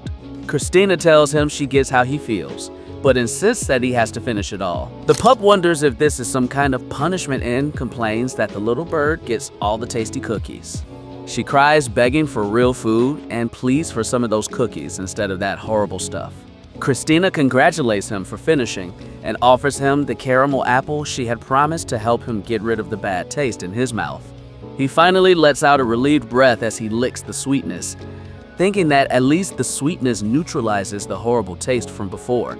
A silence takes over the place as Christina and the little bird watch the dragon enjoy his prize. The pup gently squeezes the bird, remembering that he was uneasy because he thought he had misjudged that little creature. Fortunately, in the end, everything worked out and the two seem to be getting along just fine now. Just then, Christina tells them that they will soon be receiving a special visit from another child. She asks him not to show off his power too much, which makes the pup curious to know if the guest is also a baby dragon. She explains to him that surviving the inheritance spell at such a young age is an amazing feat and she doesn't want the other one to feel intimidated around him. The kid's name is Prediction, and he's the next in line to lead the Red Dragon clan. Suddenly, a floating screen appears in front of the little dragon's eyes, leaving him quite amazed by the sight. He comes across the kid's info on the screen and wonders if that's part of his inherited magic. Given Christina's calm demeanor, he quickly realizes that he is the only one who can see that magical system window. He thinks the system is pretty straightforward and decides to take a look to see if there's anything more interesting to check out. Christina mentions that he must be starving after burning so much energy on that tree lately. Then she reveals a portal filled with delicious treats that she prepared especially for the little feast of his recovery. The puppy lunges at the food and revels in the magic of his heritage that he now embraces wholeheartedly. Christina watches the little one wolf down all the food at high speed and reflects that maybe it's a bit premature for what she has planned. But she thinks it's time for him to start thinking about choosing a definitive name for himself. A dragon must choose his own name, as it acts as a trigger to unleash his special word ability. The little one wonders if his old name would sound weird in his new world, since he still feels a strong bond with it. Remember the time when they called him Mook for being all black, suggesting the name Lee Mook in tribute to the surname of his creator. Back then, the man explained that an emoji becomes a dragon after 1,000 years, and that even though he was small now, he had a promising future. He went on to tell him affectionately that little Lee Mook might grow up to be a being capable of ruling the entire world. Even though so much time had passed that he couldn't even remember the man's face, the pup still felt a unique bond with the name Lee Mook. Noticing the dragon's doubts, Christina strokes his head and tells him tenderly that he shouldn't rush. He's amazed that such an advanced spell doesn't wear him out too much. He thinks it's awesome to be able to talk, while Christina mentally praises him for handling such high-level magic with ease. The little dragon pup looks at the small phoenix and thinks he should come up with a name for her soon. Suddenly, Christina seems to sense that someone is approaching and interrupts her rest time with the young ones. She smiles in a friendly way and remarks that the timing of the visitor's arrival has been simply perfect. She tells them she'll be right back to greet the young one and that she'll be back with him in a jiffy. Next, she asks them affectionately if the kids would like to go with her to welcome him. The pup knows that Christina is very affectionate, but decides to go to use the other little one as a point of comparison for his power. Upon the little one's affirmative response, she happily accepts and leads them to meet the guest. He had been investigating the new world, and although there were similarities with his past life, what left him most impacted during the journey was discovering the details about Christina, revealing that she is a legendary golden dragon over 3,000 years old. Her conditions show that she led the Golden Clan, fought in the Holy War, and even contributed to restoring the human world. The pup meditates on how all the titles she holds are incredibly important and come with a lot of responsibility given such magnificence. She wonders how such a relevant and legendary being ended up becoming her babysitter. She thanks the young man for his arrival and greets him affectionately, while the puppy stares at the red-haired boy. That enigmatic kid standing before them was none other than the rightful heir to the entire Fire Clan. Prediction bows courteously and declares that it is a huge honor to be able to meet Christina again. The red-headed youngster greets her formally as the great leader of the Golden Dragon Clan. Right after that, the boy looks down and asks if that's the newborn black dragon over there. Christina nods with joy, adding that the pup is small, but already pretty extraordinary. The red-haired kid approaches, calling him little, causing the dragon to make a doubtful noise. Prediction tells him it's a pleasure to meet him, but keeps a serious attitude in front of the pup. The young red dragon keeps silent for a brief moment, staring firmly at the little one. He starts to lean down slowly until he is at the puppy's level, who examines him with great attention.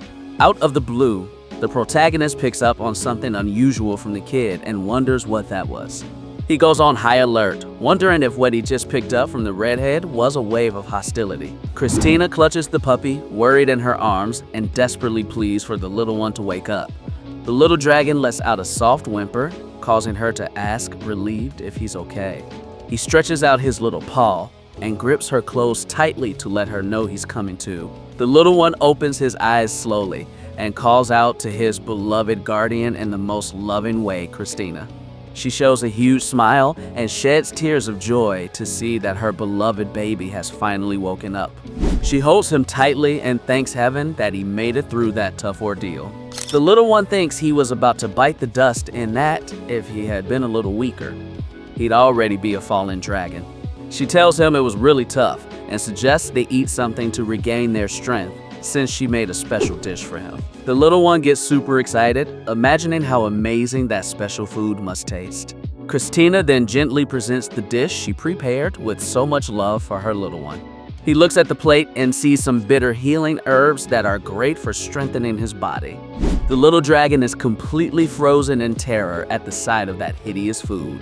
He cries, begging for milk and eggs instead, but she warns him that would nullify the medicine's effect, but she swears that if he eats it all without a peep, she'll give him a delicious caramel apple as a reward. The protagonist swallows hard and decides to accept, reminding himself that he's not truly a baby. He gives himself a pep talk, reminding himself that he's eaten pure mandrake in the past and a piece of root won't defeat him. With immense courage, the little dragon swallows the bitter healing plant in one go. However, the very moment the taste hits his mouth, his eyes widen in sheer desperation. The little one starts bawling in sheer agony from the ridiculously bitter taste of that awful medicine. Christina tells him she understands his suffering, but begs him sweetly to eat it all so he can get better. He complains to himself that this is like a punishment and feels envious of the little bird getting cookies. The puppy whimpers, begging for something tasty to eat, and asks for something delicious instead of this junk. She praises him for finishing it all and hands him the sweet and shiny apple to cleanse his palate. He feels like he's come back to life with that candy, thinking that the sweetness at least manages to hide the awful taste from before. Both remain silent while Christina and the little bird watch the small dragon enjoy his treat. The pup gently squeezes the phoenix and admits he was anxious, thinking he had misjudged the bird. But he notices that everything is fine and feels a great relief to have no issues with the little creature. Just then, Christina warns them that they will soon receive a very important visitor at their golden palace. She asks that he not show too much of his true power to the guest, who is also a child. She clarifies that a 1-month-old puppy that accepts inherited magic so perfectly is something astonishing that would raise suspicions. The kid who's about to arrive is named Perdition, and he'll be the leader of the Red Dragon clan in the future. Suddenly, a magical information screen starts to float in front of the puppy, causing it great confusion. He sees the detailed profile of the child on the screen and wonders if that's a consequence of the inheritance magic. Thanks to Christina's calm reaction, he soon realizes that he can see that magical screen. The protagonist finds the system is super easy to use and decides to check out what else he can discover. There, Christina tells him that he must have burned a lot of energy and must be starving after everything that happened. He opens a magical portal filled with delicious food that he has prepared for his feast. The puppy dives into the delicious food and is thrilled to have received this magical inheritance. Christina watches him eat with joy and thoughtfully remarks that, although it might still seem a bit premature, it's about time he starts to ponder the choice of a definitive name for himself. A dragon has the obligation to choose his own name, since it serves as the trigger to unleash a special and unique dragon ability. The pup wonders if his old name would sound strange in this new world, even though he still feels a powerful bond with it. Remember the time they called him Mook for being completely black, suggesting he be called Lee Mook in honor of his creator's last name. Back then, the man explained that Unimiji turns into a dragon after 1,000 years, and that although he was small now, a bright destiny awaited him. He went on to tell him affectionately that little Lee Mook might one day become an entity capable of ruling the whole world. Even though so much time had passed that he couldn't even remember the guy's face, the pup lets him know that he's already made a decision about his name. Noticing the little dragon's hesitation, Christina strokes his head and gently tells him that he doesn't have to rush. She's amazed by the clarity of his telepathy and asks if using that advanced spell doesn't tire him out a lot. It's awesome to be able to chat, while Christina mentally praises him for handling such high-level magic with such ease. The little dragon pup turns his gaze towards the small phoenix and thinks it should give her a name soon. Unexpectedly, Christina seems to notice that someone is approaching and ends her moment of rest with the little ones. She flashes a friendly smile and remarks that the timing of the visitor's arrival was simply perfect. She warns that she'll be right back after she greets the young troublemaker and that she'll return quickly with him. Right away, she asks affectionately if the kids would also like to come along to welcome him. He knows Christina is very affectionate, but he goes to use the other kid as his power point of reference. After the kid's enthusiastic response, she nods happily and leads them to meet the guest. He had been studying about the new world, and although there were similarities with his past life, what impacted him the most on the journey was discovering the detailed information about Christina revealing that she is a legendary golden dragon with over 3,000 years. Her condition indicated that she was the leader of the Golden Clan, fought in the Holy War, and even helped in the recovery of the human world. The pup ponders how all those titles she has are of extreme importance and come with a lot of responsibility in the face of such splendor. He wonders how such a legendary and important figure ended up being his nanny. She expresses her gratitude for the boy's arrival and greets him warmly, while the puppy locks eyes on the red-haired kid.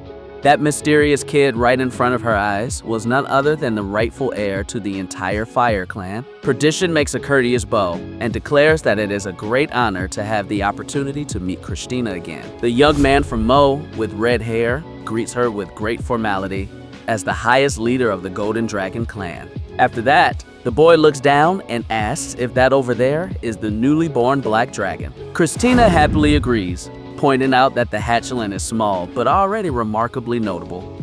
The red-haired kid approaches, referring to it as little, causing the little dragon to make a sound of confusion.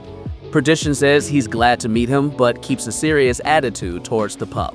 The young red dragon pauses for a brief moment, locking his steady gaze on the little one. He starts to slowly crouch down to the puppy's level, who watches him with intense focus. Suddenly, the protagonist picks up on something unusual coming from the boy and wonders what it was that he felt. He stays on alert, wondering if what he just picked up from the redhead was a burst of hostility. The little dragon notices that the boy quickly dispersed the hostility, trying to hide his behavior. He thinks that reaction is super weird, since the redhead kid wouldn't have any real reason to give him the stink eye. After all, anyone looking at them from the outside would think they were sworn enemies, even though they just met. He boasts of being an extraordinary dragon, but is interrupted when the little bird perched on his head starts to get restless.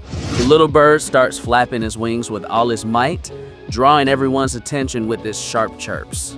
The bird is about to unleash his magical energy in a pretty amazing way for the two youngsters. Suddenly, the little bird glows intensely, radiating a formidable aura of sacred flames around itself. Christina is blown away by the sudden display of power from the phoenix and watches the scene in awe. The red-haired kid mutters, confused, wondering what that little, shiny creature perched on the dragon's head could be. Doom tries to hide his surprise and wonders what kind of bird that could be, while the pup laughs in his mind. Christina clarifies with a smile that that little bird of peculiar appearance is, in fact, a phoenix chick. The boy is incredulous upon hearing this, claiming that the phoenix from the previous generation should still be alive in this world.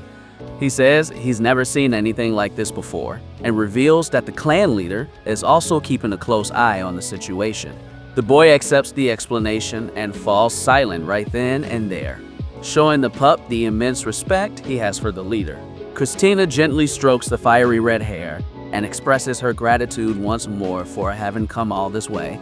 She asks the boy affectionately to act like a good big brother to the little dragon, and the young redhead agrees to her request at once. The pup has enjoyed watching the boy's disappointment when the caress ends, thinking that, after all, he is still just a kid. Although he finds it amusing, the little one still remembers that cold stare from earlier and decides he has to step in. It's impossible for him to forget the sudden hostility of the red-haired boy, and he wonders what could be the reason for such coldness. The little dragon decides that the best option at that moment is to test the kid to see how he reacts. He jumps towards Perdition, catching the young red dragon off guard with such a sudden approach. The little one lifts his chubby paws into the air, looking pretty adorable, getting ready to give him a little tap on the head, gently touches Perdition's forehead, and thinks it's time to see what his real reaction will be. He knows that to others, it just looks like a baby's play. But when someone you hate touches your head, the reaction is inevitable. Destruction feels completely overwhelmed and asks what the hell the little brat thinks he's doing, while the little one watches everything. Up close, the protagonist notices that the red-haired kid has gone completely red in the face from embarrassment. The little guy feels disoriented, realizing that such a shy reaction wasn't what he was expecting, wondering if the kid really hates him. He was sure he had felt hostility before, so he decides to do a final quick test to clear his doubts.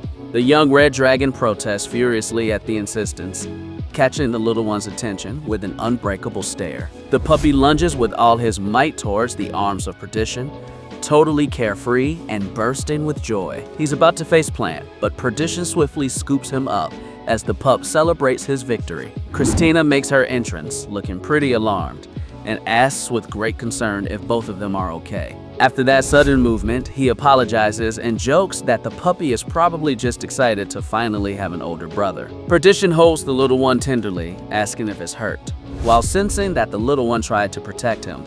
The red-haired kid blushes even more and awkwardly tries to thank him for breaking his fall. He keeps looking very sorry and asks in a trembling voice if the dragon really didn't get hurt. But soon, he tries to hide his great worry and tells the little one to just forget what just happened. The redhead tells the kid to get off him, acting outdistant, right after showing so much concern. The kid backs off, thinking all that aggression was just the shyness of someone who doesn't know how to handle their own feelings. Does he find it funny how a kid that age can be so proud and so incapable of being honest with himself? But the protagonist reflects that deep down. He can understand the past and the hardships that young man went through. Damnation coughs embarrassed and tells him that he is too young to understand everything, but that he shouldn't act that way with just anyone. The boy looks at the little dragon and mutters to himself about how incredibly small and frail it really is. Christina chimes in with a smile, saying that Perdition was also tiny once. Even if he was a bit bigger than the little dragon, he claims he can't even imagine being that small. And she agrees, remembering that it's been so long she couldn't recall it either. Christina confesses with a nostalgic gaze that she hasn't had many chances to see him lately. However, she assures him with a sweet smile that she still has a perfect memory of the time when he was nothing more than a baby. She recalls with great tenderness how Perdition used to be a sweet and charming creature when he was first born into the clan.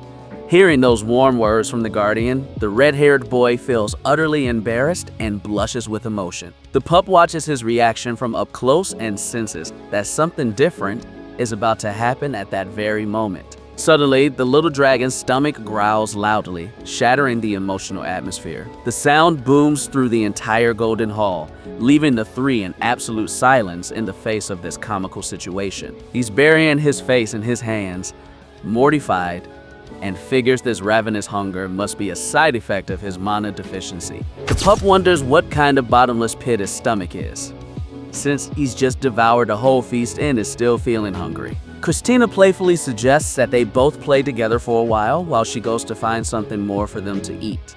She floats down the hallway and sweetly pleads with them not to make a huge mess in there. The little dragon watches her leave, and instantly the red-haired boy calls out to him in a voice that is incredibly cold. The redhead sits down on the floor looking serious and calls him in a mocking tone, making the little dragon wonder if he was just pretending before.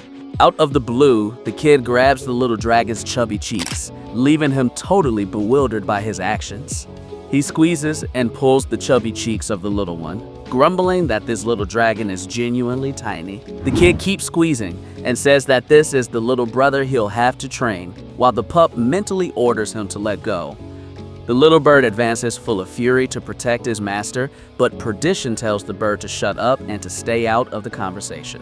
The young red dragon warns with utmost authority that he will be the master of the little one, and that he will not tolerate a single ounce of laziness in his training. The little dragon lets out a sigh of boredom and wonders what the heck a kid that age could possibly teach him. He thinks he's the one who should be teaching, having been gifted with inherited magic, and wonders what he's supposed to do with that red-haired kid.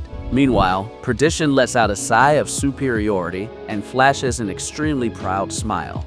He points, surprised, at the adorable little bird and asks the tiny bird what it's supposed to be doing, shooting fire like that. The young red dragon is stunned by the cheek of the adorable little bird daring to challenge him like that.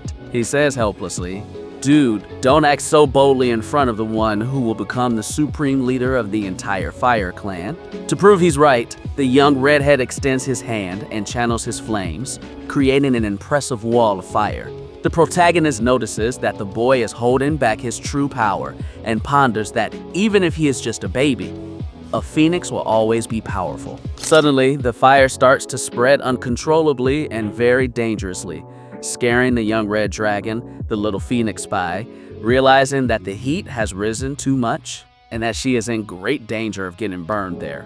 The pup takes on a solemn expression as he sees the danger and concludes that this phoenix is really very important to him. Full of courage, the pup jumps into the middle of the flames to protect the little bird, claiming that she is his own subordinate. He stands firmly in front of the phoenix, reassuring himself that this little creature is his precious family. At that very moment, a powerful gust of wind and fire begins to spin intensely around the little black dragon. He locks his gaze and feels a singular wave of magical energy coursing through his tiny body. Perdition lets out a desperate cry and asks, what the hell does he think he's doing? The little one dives straight into the flames. The red-haired kid quickly extinguishes the flames to avoid hurting him, taking a deep breath in his attempt to recover from the surprise. The pup reflects that no matter how important the guest might be, he is already under Christina's unconditional protection.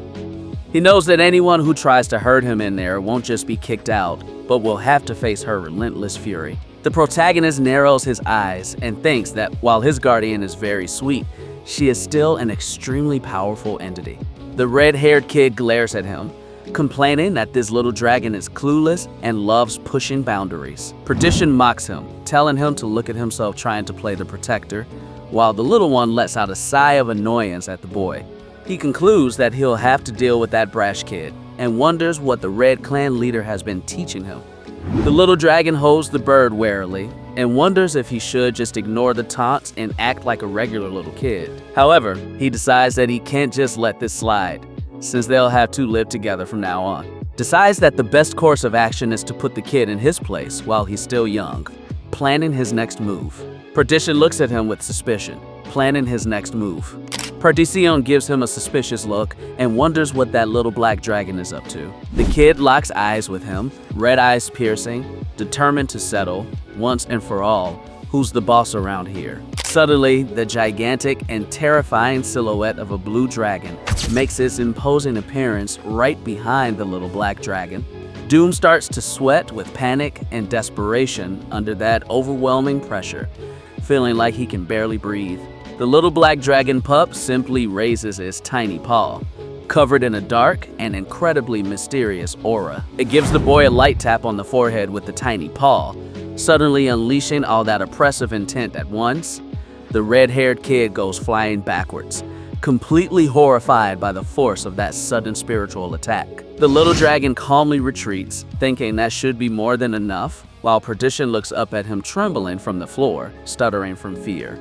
The boy asks what he really is and how it's possible for him to have such a creepy aura being just a baby. The pup notices that the kid's psychological resistance is very weak, but he considers that he himself has spent 900 years training his own mind. He thinks that no matter how much the kid tries to look at him with anger right now, he just looks like a little wild animal scared to death. Still, the puppy acknowledges that his instincts are very sharp, and that despite his fear, the redhead has a stunning talent. He figures that the kid was raised exclusively by the clan leader and, as a result, never had the chance to develop emotionally in a healthy way. The little dragon gets the picture and wonders if that was the exact reason his guardian brought them to this place. He realizes that Christina can't be a fair-weather friend, and that's why he wanted the two of them to be playmates. He ponders that winning the favor of the future leader of the Fire Clan will also bring him countless advantages in the future. He sees that the kid is just shy and lacks social skills, and that he'll probably be a super loyal ally once he opens up. The pup approaches slowly and tugs at the boy's pants gently, thinking that first he needs to get him to lower his guard. He decides to use all of his natural sweetness and starts to stroke the boy's leg with the goal of softening his heart. He plans to act like the eerie aura from earlier was just a baby who hasn't learned to control his magical powers yet. The black dragon pup makes a super sad and affection-starved face, letting out a gentle whimper to win the boy over. The plan works perfectly when the redhead completely lowers his guard, remembering that the young ones do indeed often lose control of their mana. Now that the ice has finally been broken, the protagonist starts to figure out what the best strategy will be to forge a solid friendship with him. He's aware that imposing his authority by force would be the easiest way to make him obey, but that would reveal the secret of his inherited magic. Moreover, he concludes that the kid's obsession with underestimating the weak comes from the strict and overwhelming upbringing he was given to become the heir. The pup thinks he'd love to give the guy in charge of the kids' training a piece of his mind, especially when comparing him to his sweet guardian Christina. Suddenly, Christina returns to the room with a beautiful smile on her face and asks cheerfully if the two little ones are having as much fun as they should be. Perdition points curiously at the basket she's carrying, and she kindly asks him if he wants to see what Christina has brought. She shows a basket overflowing with sweets and lets them know that these are the little one's favorite snacks, inviting the guests to try them as well. The boy thanks her shyly, while the little dragon and the birdie cheer excitedly at the sight of all that delicious food. Perdition focuses on the food and notices something unusual, to which Christina comments that the kid really loves snacks full of mana. The young redhead is astonished and wonders how it's possible for a baby to have a diet sustained by mana, something he had never witnessed before. He's suspicious of the little one's behavior, thinking that a pup wouldn't need so much mana unless there's some hidden agenda. In the end, the kid concludes that the little dragon just has peculiar tastes, and that all his concern must be just his own silly overthinking. Doom halts his thoughts as he feels a subtle tug on his leg and looks down, feeling quite intrigued. He sees the little black dragon offering him a cookie with a sweet face, which makes him wonder what's up with that. The little dragon eagerly offers the cookie and silently pleads with the red-haired kid to stop overthinking and just take a bite.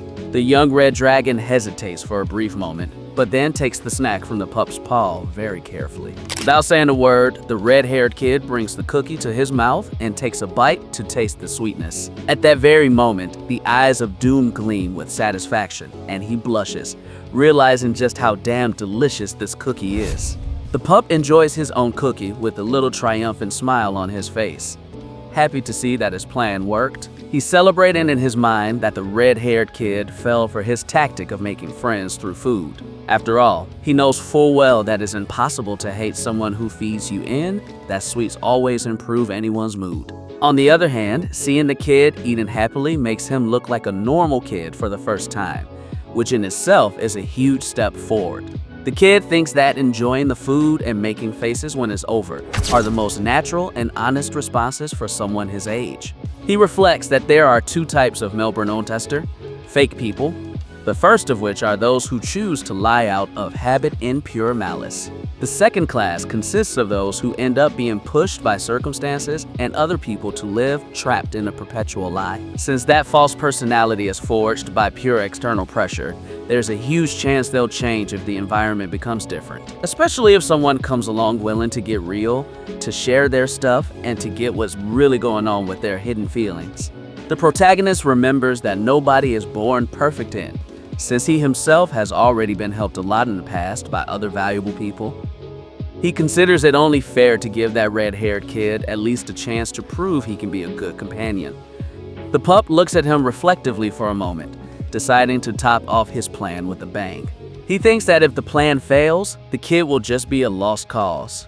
But he decides to give it a shot anyway, because deep down, he's pretty kind, and on top of that, he knows that having the future leader of the Red Clan as his ally in the future will be a huge help in carrying out his plans. Keeping this practical approach in mind, the Black Dragon pup concludes that it's worth the effort to try and befriend the kid. He draws an incredibly gentle and tender smile, using all of his baby dragon tenderness to win over the red-haired boy. The little one offers the bottle of milk to Perdition, thinking there's nothing wrong with doing that good deed. Gives another adorable whimper, focused on melting the heart of that proud young man once and for all. The protagonist examines the current scene, thinking that the alteration of the environment is limited because they are only in that place. He figures that Christina is already a formidable ally on her own, and that he can keep the little bird under control. The pup chomps down on another cookie and figures it's worth checking one last detail with the guest before he leaves. Unexpectedly, the little one breaks the mana cookie in half and makes a sound of amazement as he sees the piece come off. He walks slowly to the spot where the red-haired kid is sitting and stares at him with great curiosity. The puppy offers him half of his sweet treat, leaving the boy confused and unable to understand why he was given that piece. The kid points to the cookie and gestures, which leads Perdition to ask if he wants him to break the treat again. The puppy lets out a tender growl and points towards the adorable little bird, giving the red-haired boy a subtle hint, sweet destruction. that the little dragon wants him to crumble the cookie so he can feed it to his pet bird. The boy protests irritably that he won't do something so annoying, but he shudders when he sees the little one's sad and pleading face. He heaves a sigh of resignation and crumbles the cookie into tiny pieces in his hand, just as he was asked. The little one celebrates inside, finding it fantastic to finally see the red-headed guy learning to treat a younger being with kindness. The kid reaches out his hand full of cookie crumbs to the bird, which looks at his snack with great curiosity. With his face completely red from embarrassment, the proud boy quietly tells the little bird to just eat it from his hand. To the boy's amazement, the adorable little bird makes a face of disgust and completely dismisses the food offered to him. The red-haired kid gets pissed off right then, while the little bird runs off to hide behind the legs of his protector. The little dragon is stunned to see the bird ruin his brilliant friendship plan by rejecting the kid's gift. With a terrifying look, the pup forces the phoenix to swallow the candy from the boy's hand, leaving Perdition utterly confused. Christina watches the scene from a distance with a sweet smile and comments with joy that the kids seem to be getting along great. Feeling totally embarrassed, Perdition looks away and mumbles shyly that it was nothing out of the ordinary. The red-headed kid slowly averts his gaze, but his thoughts remain focused on everything he just experienced in that place. He silently ponders that he had never before in his life experienced such an immense feeling of warmth and protection. The fact that such a tiny bird eats from his hand gives him a sensation that's kind of like tickles, but at the same time, pretty painful. He feels that this place is way more welcoming than his own home, causing an inner struggle between the urge to run away or never leaving again. Damnation begins to speak in a low voice, giving the impression of finally making a monumental decision in front of his host. The kid bluntly remarks that the little black dragon actually seems to have a good sense of judgment when it comes to people around him. He recalls his father's advice, who had told him that the little one would be the heir to the clan of darkness and that he would have the duty to assist him. The kid gathers his courage and asks if there would be any problem with him coming back the next day, getting from her an affirmative and joyful response. He says he'll be back tomorrow, since he only came today to introduce himself, and Christina offers to escort him to the exit. A powerful magical light begins to glow around them on the ground, preparing the teleportation spell to take them to the entrance. The kid says goodbye, saying he'll see them tomorrow, to which the black dragon pup replies with a tender and friendly greeting. Once the boy leaves, Christina congratulates the hatchling on the excellent job and asks what impression the young guest left on him. The little one thinks that whoever raised the kid should have their license revoked, but it knows it can't say that out loud. He responds telepathically that the kid is putting on a show of being well-mannered, but he's actually a huge liar, leaving his guardian stunned. He explains that the redhead strikes when he feels scared and pretends to hate what he likes, acting like a wounded and extremely weird cat. Christina pauses thoughtfully at the pup's deduction and points with an understanding tone that she gets perfectly what he's referring to. She explains to him that the kid was forced to live a single strict life, focused on being a leader, where there's no room for normal emotions. The next morning, Perdition shows up very early and the puppy yawns lazily, wondering who gets up at that hour. The little one wonders what time the kid had to wake up to get there so early and so perfectly put together. Noticing how the boy crouches down and interacts with the little bird, the puppy figures that maybe what Christina mentioned the day before is true. Figures that deep down, the red-haired kid isn't such a bad guy after all, since he shows a lot of affection towards the phoenix. The protagonist ponders that if the kid were truly evil, Christina would never leave them together, forming a new hypothesis about the boy. Remember that the phoenix shares with Perdition the same element of fire, which should spark a huge natural affinity between the two. However, the bird chooses to go after the black dragon instead of the redhead, despite possessing magical power as amazing as theirs. Given that Perdition has a formidable talent, he must have sensed the power of the bird, and that's why he was so wary when he encountered it. Christina gently strokes the puppy's head and asks it to help the boy lower his guard, getting an affirmative response. The pup suggests that Perdition's aggression on the first day might have been simply because the boy sensed his immense magical potential. The state of the redhead shows that after the loss of his mother, he buried his emotions to live solely focused on his duty as the heir. Against such rigidity, The kid wonders if that icy attitude isn't just a mask created to hide his own vulnerability. He wonders that a personality like that, shaped by so much pressure, has the ability to change easily if it finds itself in a more friendly environment. All it would take is for someone to approach him sincerely, without any hidden agendas in their daily actions. Since the protagonist himself has received a ton of help in the past from amazing people, he concludes that it's worth giving him a shot. He thinks it would be fair to give that red-haired kid at least one chance to prove he can be a genuine friend and ally. If things don't improve after giving it a shot, he'll just write him off as a lost cause. Additionally, having the future leader of the Red Dragon clan as a devoted ally will provide great advantages in the future. The kid explains that the ring contains metamorphosis magic and that he brought it to make communication between them easier during the daily training sessions. He warns that they have a ton of tough lessons ahead and that he used to use this very same ring when he was younger to train. He says that the object adjusts itself and that the little one just has to channel his own mana while thinking about the form he wishes to take. The little dragon closes his eyes and begins to focus all his magical energy to activate the power of metamorphosis held within the ring. A radiant pink aura of energy spreads through the golden hall as the little one's body begins to slowly change shape. The spell kicks into high gear and reveals the outlines of human legs and feet emerging from the magical flashes of the transformation. The magical light finally fades away completely, revealing a beautiful little boy with dark hair who floats in the air with grace. He opens his stunning, dazzling red eyes, revealing his new and adorable human appearance to the red-haired boy. The little one gives a look that is incredibly playful and cunning, feeling immensely pleased with the success of his transformation. Bursting with joy, the little kid takes to the skies and gently strokes the head of Doom. Excitedly, he finally gets to talk to him directly. He fixes his curious gaze on the face of his young tutor, closely observing what his reaction will be to such a surprise. The protagonist smiles tenderly and cheerfully, taking advantage of his new human form to interact better with everyone present. He keeps stroking the boy's red hair with great enthusiasm and calls him by his name using a sweet and joyful voice. The little one joyfully soars through the golden hall, marveling at the success of his new human body, courtesy of the magical ring. He positions himself in a charming way in front of Perdition, eager to start the first big training lesson they will have today.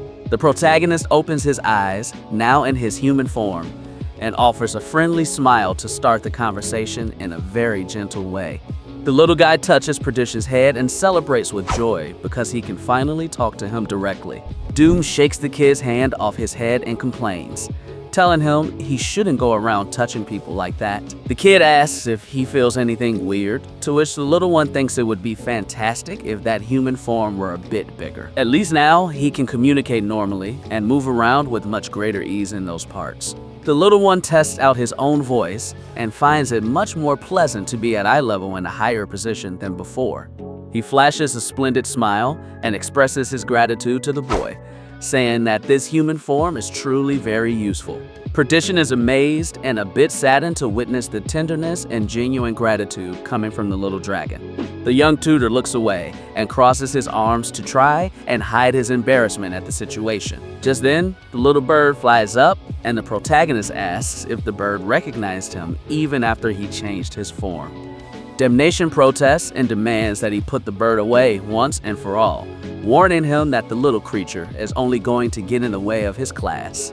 The protagonist holds out the bird and explains that his little companion also wants to be present during the practice sessions. Perdition asks if he really intends for the bird to join the private lessons, and the kid tells him that Christina has already given him permission for that.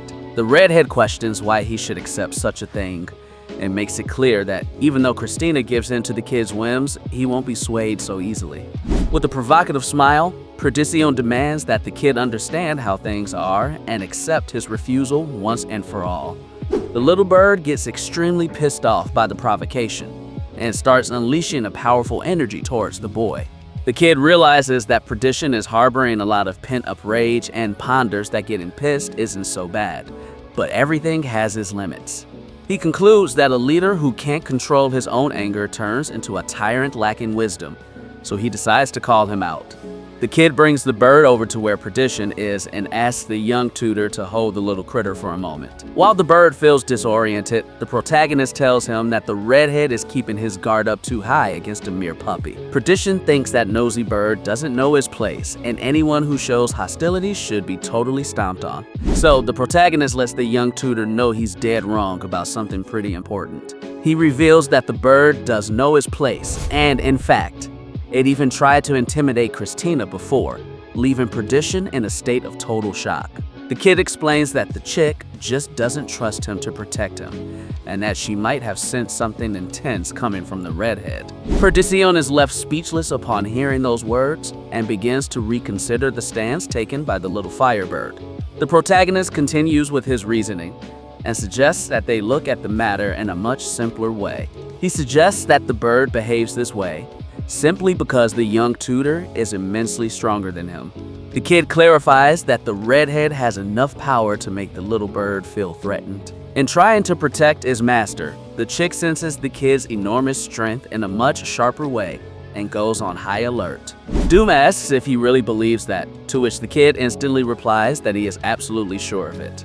The young mentor admits he had never seen it that way. As the kid realizes he hit the nail on the head with his argument, the protagonist ponders that the boy has gotten used to being cautious and intimidating, but that deep down, he himself doubts his own strength. That makes him realize that the kid's father never gave him the acceptance or genuine support that he so desperately needed. He realizes that this could be a good thing now, since before, the kid's icy attitude didn't leave any room for them to get close. The kid tells him that the bird is also a creature that can't die, and assures him that he will calm down if the boy doesn't speak to her with hatred. The kid points it out, calms him down, that the kid is alright, and the tutor nods, noticing that it really does seem to be behaving well at that moment.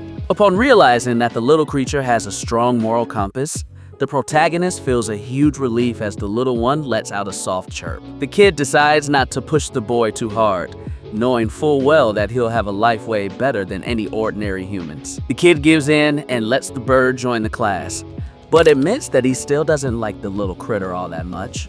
The young tutor remarks in a low voice that is never easy, letting go of someone who means so much to us. The protagonist sees the expression of despair and realizes that he is sharing his own personal experience. He knows full well that the kid lost his mother and totally gets that he misses her presence in his daily life. Despite that, he thinks the kid is lucky to have the chance to enjoy a long life instead of just existing as an empty shell.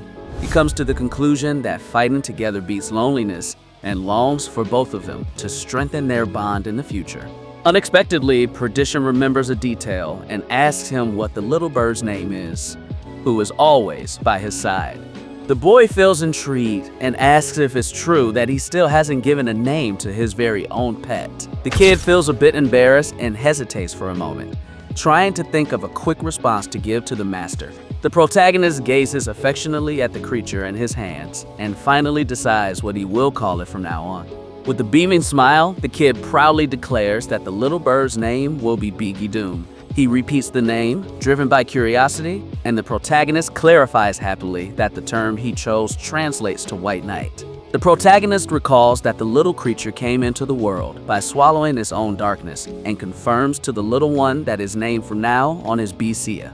The little bird rubs his face against the boy, showing immense joy, and the kid is amazed to find that the little creature loved the name so much. Perdition notices that the little dragon still doesn't have a name and lets him know that he's already reached out to Christina to tackle that. The kid realizes that he's never had anyone give him a name and decides not to take it too seriously, knowing that Perdition didn't mean any harm. Perdition says he doesn't have anyone besides Christina to help him pick a name and offers to lend a hand if he wants it.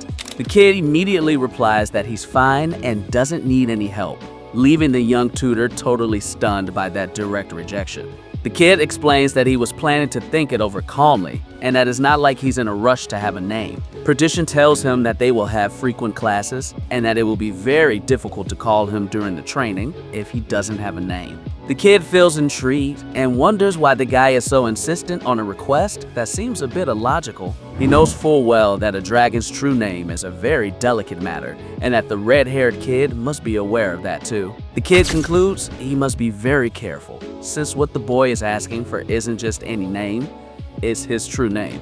He's aware that he needs to thoroughly assess the situation to prevent any conflict and even consider the worst-case scenario. The kid stays on high alert and thinks the redhead's eagerness might be hiding some ulterior motive. He suspects that such haste on the part of Perdition could have originated from a direct instruction from some elder of his clan. On top of that, revealing this sacred name is an absolute must to seal and solidify agreements of utmost importance between both parties. Giving that name to someone is like giving that person the power to directly interfere in your own life and destiny. Given that it's such a personal matter, only the parent should handle it, and the kid wonders if the redhead is trying to test him, if he already knows about it. Perdition tells him that if that's the case, he should at least start thinking about how he wants to be named, just like he does when he talks to Mrs. Christina. The kid explains that his everyday name is Perdition, but the reality behind his identity goes a bit further. He reveals that his true dragon name is quite a bit longer, showing him that the kid is also hiding his own name. The protagonist lets out a slight sigh and wonders if he'll have to use his powers to sneak into the boy's mind again. The young tutor makes him a serious offer and assures him that if the kid reveals his true name, the situation will change. He promises that in exchange for the kid's honesty, he will also reveal his own true dragon name to him. The little dragon is frozen and totally amazed to find himself cornered by his tutor's unexpected offer. Perdition explains that the fact that two dragons share their true name is the ultimate proof that they are full allies and worthy of trust. The young redhead adds, insisting that this shared trust is crucial, because from now on, the little one will be equal to his younger brother. The protagonist pretends to agree easily and says he understands, but inside he remains highly suspicious of such a sudden attitude. He knows the kid won't like getting such a short answer, but there's nothing he can do, since he can't figure out the reason for such a sudden rush. The kid thinks that if this were an order from the factions, the leader would never let his son make such a generous proposal of equality. This means that the proposal came solely from Perdition himself, keeping the mystery of his urgency a secret. Suddenly, an idea hits the protagonist and he opens his eyes wide as he realizes a crucial detail about his mentor. The kid straight up asks him if he's doing all this just to become his blood brother as soon as possible. He questions him in a playful tone, asking if the reason for his insistence is actually as childish and sweet as that. Completely blushing and embarrassed, the young man starts to stutter, claiming that his hurry wasn't that big of a deal, confirming that the little one hit the nail on the head. The boy tries to make excuses, talking about the political importance of being an ally to the heir, rambling off facts just out of panic. Eager to change the subject quickly, the redhead asks that they drop it and focus on the class, now that the bird's name has been established. He starts to develop the class by detailing that the race of dragons is considered the genuine source of the elements that make up the world. Because of this, they can work their word magic to give foundation to their own existence and to set the start of a destiny. The young tutor assures him that at the exact moment the little one named the bird Bijaya, he opened a magical path for that creature. That's why he warns that it's crucial to be extremely careful when making promises using names, because you can never predict the fate that could arise from it. The little dragon flashes a smile and thinks that, despite having failed in the past, shaping and molding destinies used to be his greatest talent. He bitterly recalls that he spent 1,000 years gathering merits to achieve his ascension, but it all came crashing down because of some fleeting human. The protagonist wonders if such a thing would even be possible, given that fate itself always demands an exchange that is strictly equivalent to act, which is why, due to their human condition, their fleeting existences, they could have altered the course of their paths, creating a countless number of branches in their destiny. However, to become a legendary divine beast, it is absolutely essential to build up an unyielding and superior strength over time. That's why the few who manage to advance along that path are so unique, and when destiny starts to flow, it doesn't change so easily.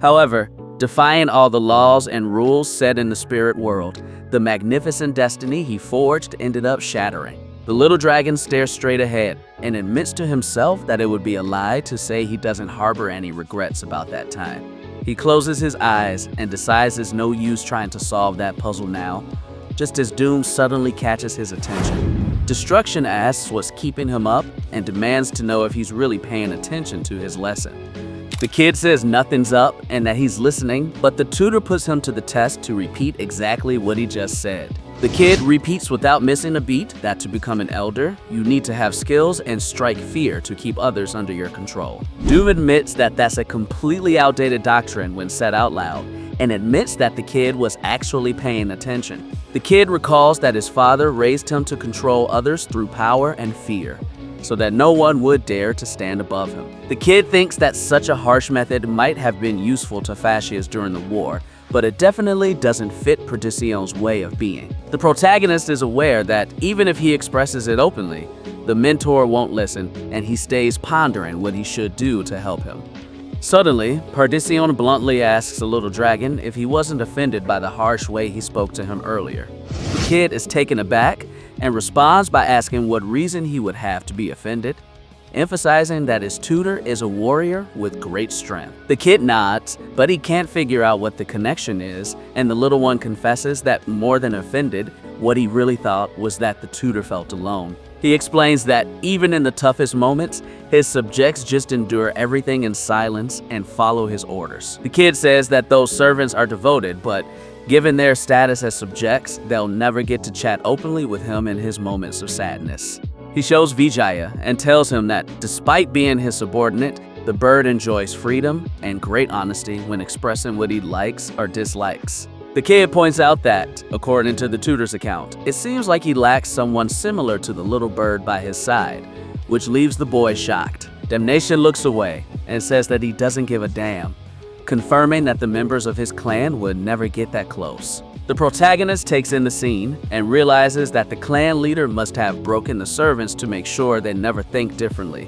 He's aware that it's still too early to write off Fascias as evil because of this, since rational creatures are complex beings. The kid muses that living beings have many facets, like a wealthy landowner who genuinely loves his daughter from the bottom of his heart, but who can also be incredibly ruthless and cruel to the humble workers toiling on his lands. He also recalls the old legend of that god who shared the secret of fire to help save and guide humanity, but who, in the eyes of the other deities that made up the pantheon, was seen as nothing more than a huge and unforgivable traitor. The kid concludes that his young tutor also has two faces, and decides it's worth slowly changing his perspective from this point on.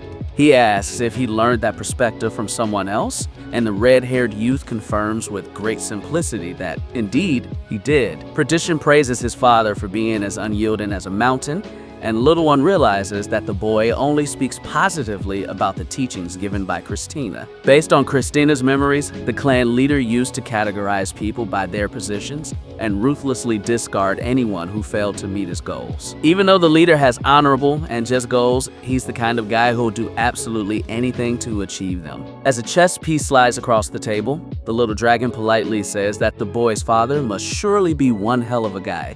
Doom approaches and boasts with pride that even he himself acknowledges the formidable military victories achieved by his father in times past.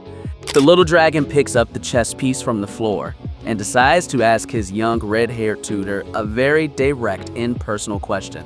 He asks if he truly likes having a father who is so strict and relentless in daily life. The young tutor's face immediately changes and he harshly orders the little one to stop asking useless questions.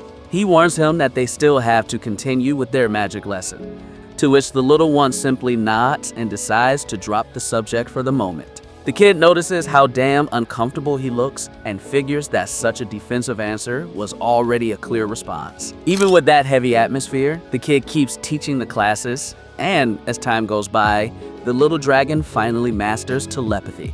That makes communicating with each other a whole lot easier. Even though the little dragon in his original form still manages to startle his tutor from time to time.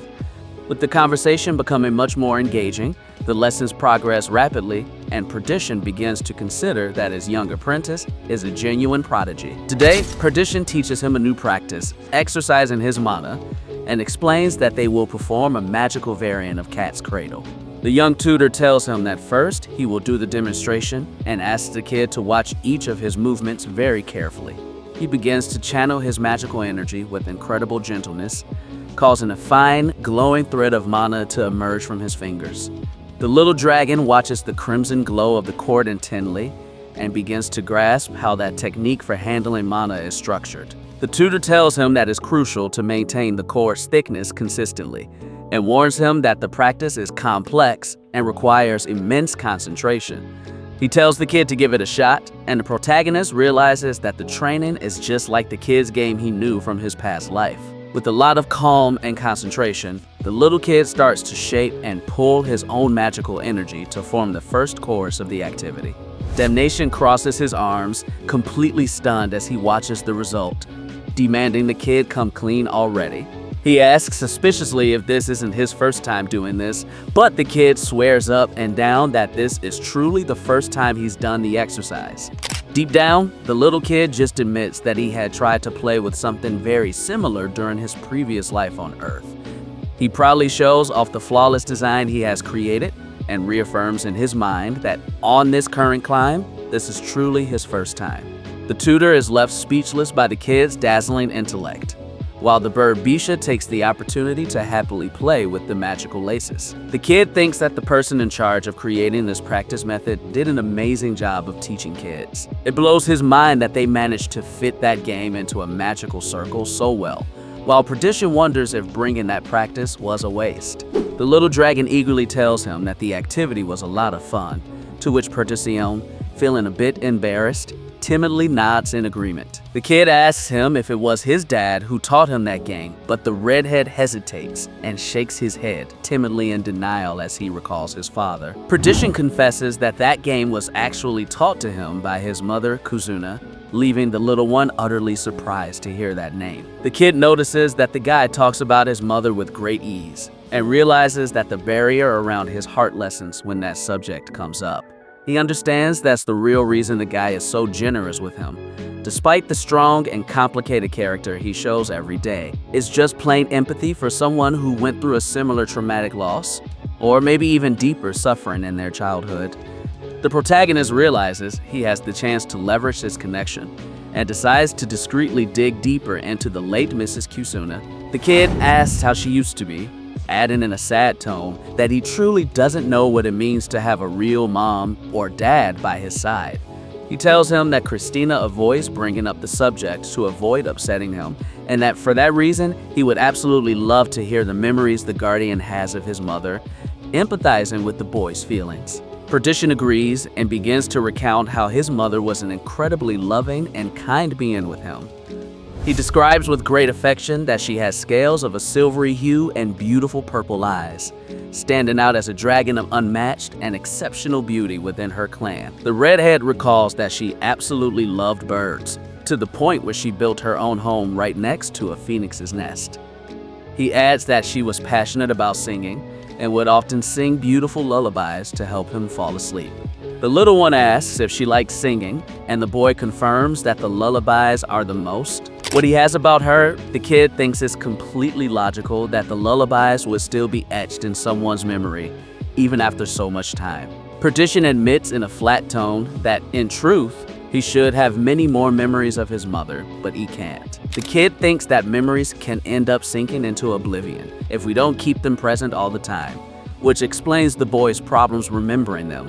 So the protagonist realizes that if he wants to take a significant step to get closer to his mentor, the perfect moment is right now. He extends his hand to the boy and decides to make a rather unusual request in an attempt to cheer him up somehow. The kid asks his mentor if he could maybe sing a bit of that beautiful lullaby his mom used to sing to him. Perdition falls into an absolute silence for a moment, having no idea how to respond to the kid's outrageous request. The kid immediately rejects the proposal, calling it a huge waste of time and firmly stating that he never sings under any circumstances. The redhead argues that he doesn't have the time to waste on such nonsense, preferring to focus on getting more sleep to grow, which leaves the kid pretty frustrated. Seeing his reaction, the protagonist feels sorry for him and notices that the boy rejects leisure and rest in a way that borders on obsession. He decides to take advantage of the boy's sensitivity and tells him affectionately that he was only curious, since that melody seemed to be very valuable to him. The kid adds that throughout his life, he's never heard a melody and that he would love to hear the tutor's mother sing to feel her love. In his thoughts, the protagonist ponders that these comments aren't just an excuse to get the kid to sing. He knows that the memories surrounding Kuzuna reflect the vastness of the love she had for him, and it makes the redhead reconsider how incredibly valuable a mother's love is. The young tutor's hands tremble, and he stutters slightly, sensing that the little dragon might be right about all of this. The protagonist realizes that if the boy compares his stern father to his affectionate mother, he will end up deeply resenting the way his father treats him. Even if the boy convinces himself that he honors his father, deep down, he doesn't want to put that distant man on the same level as his loving mother. This atrocious disparity between maternal love and paternal indifference will be precisely what finally makes him see the light one day. In the past, his father had run-ins with him because he wasted his time listening to tunes and blamed his deceased mother coldly for raising him that way. The leader complained, filled with rage, that even submitting to a harsh training wasn't enough, and that the fact of singing would only make him a weak individual, easy to manipulate by others. He spat out merciless words, claiming that he could already see a future where people would perish because of having a leader as weak and fragile as his son. On that disastrous day, his father's ruthless words tore at the boy's heart like a dagger, driving him to shed tears of desperation. It was in that bitter moment when the young heir realized that anyone who pursues only pleasure is a coward running from the harsh reality of the world. Likewise, he realized that being too weak, he completely lacked the strength needed even to protect his beloved mother's honor from his father's insults. From that point on, desperate to earn respect, the boy started to train relentlessly, burying any feeling that could weaken him. In his desperate attempt to prove his worth in such a miserable and painful way, the boy ended up losing his own path along the way. As a result, he'd lost the ability to smile, even when given compliments, feeling that none of it mattered to him anymore.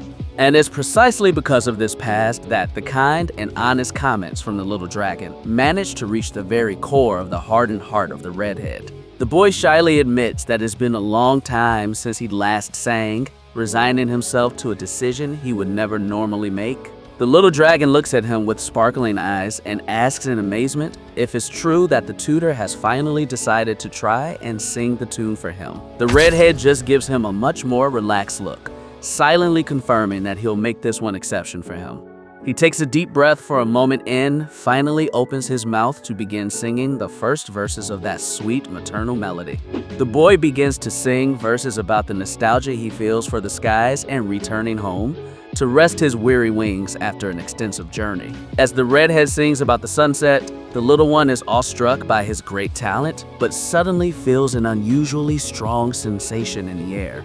The melody continues, guiding the steps through a path filled with red roses and solving the huge enigma that lies hidden behind that blue door. As he sings those verses about the labyrinth of memories, a powerful energy surges and reveals that, without a doubt, this is no ordinary melody. The kid realizes that the mana is flowing through a steady current and starts to suspect what's really going on in that place. He comes to realize that this song is a magic of the words, designed to genuinely weave the heart of anyone who would listen to it. As the melody continues to play, an overwhelming and crushing drowsiness begins to take complete control of the little dragon, to the point that he can barely stay awake. He ends up passing out in a deep slumber on the floor, right next to his little bird, causing Perdition to panic and beg for the help of Mrs. Christina.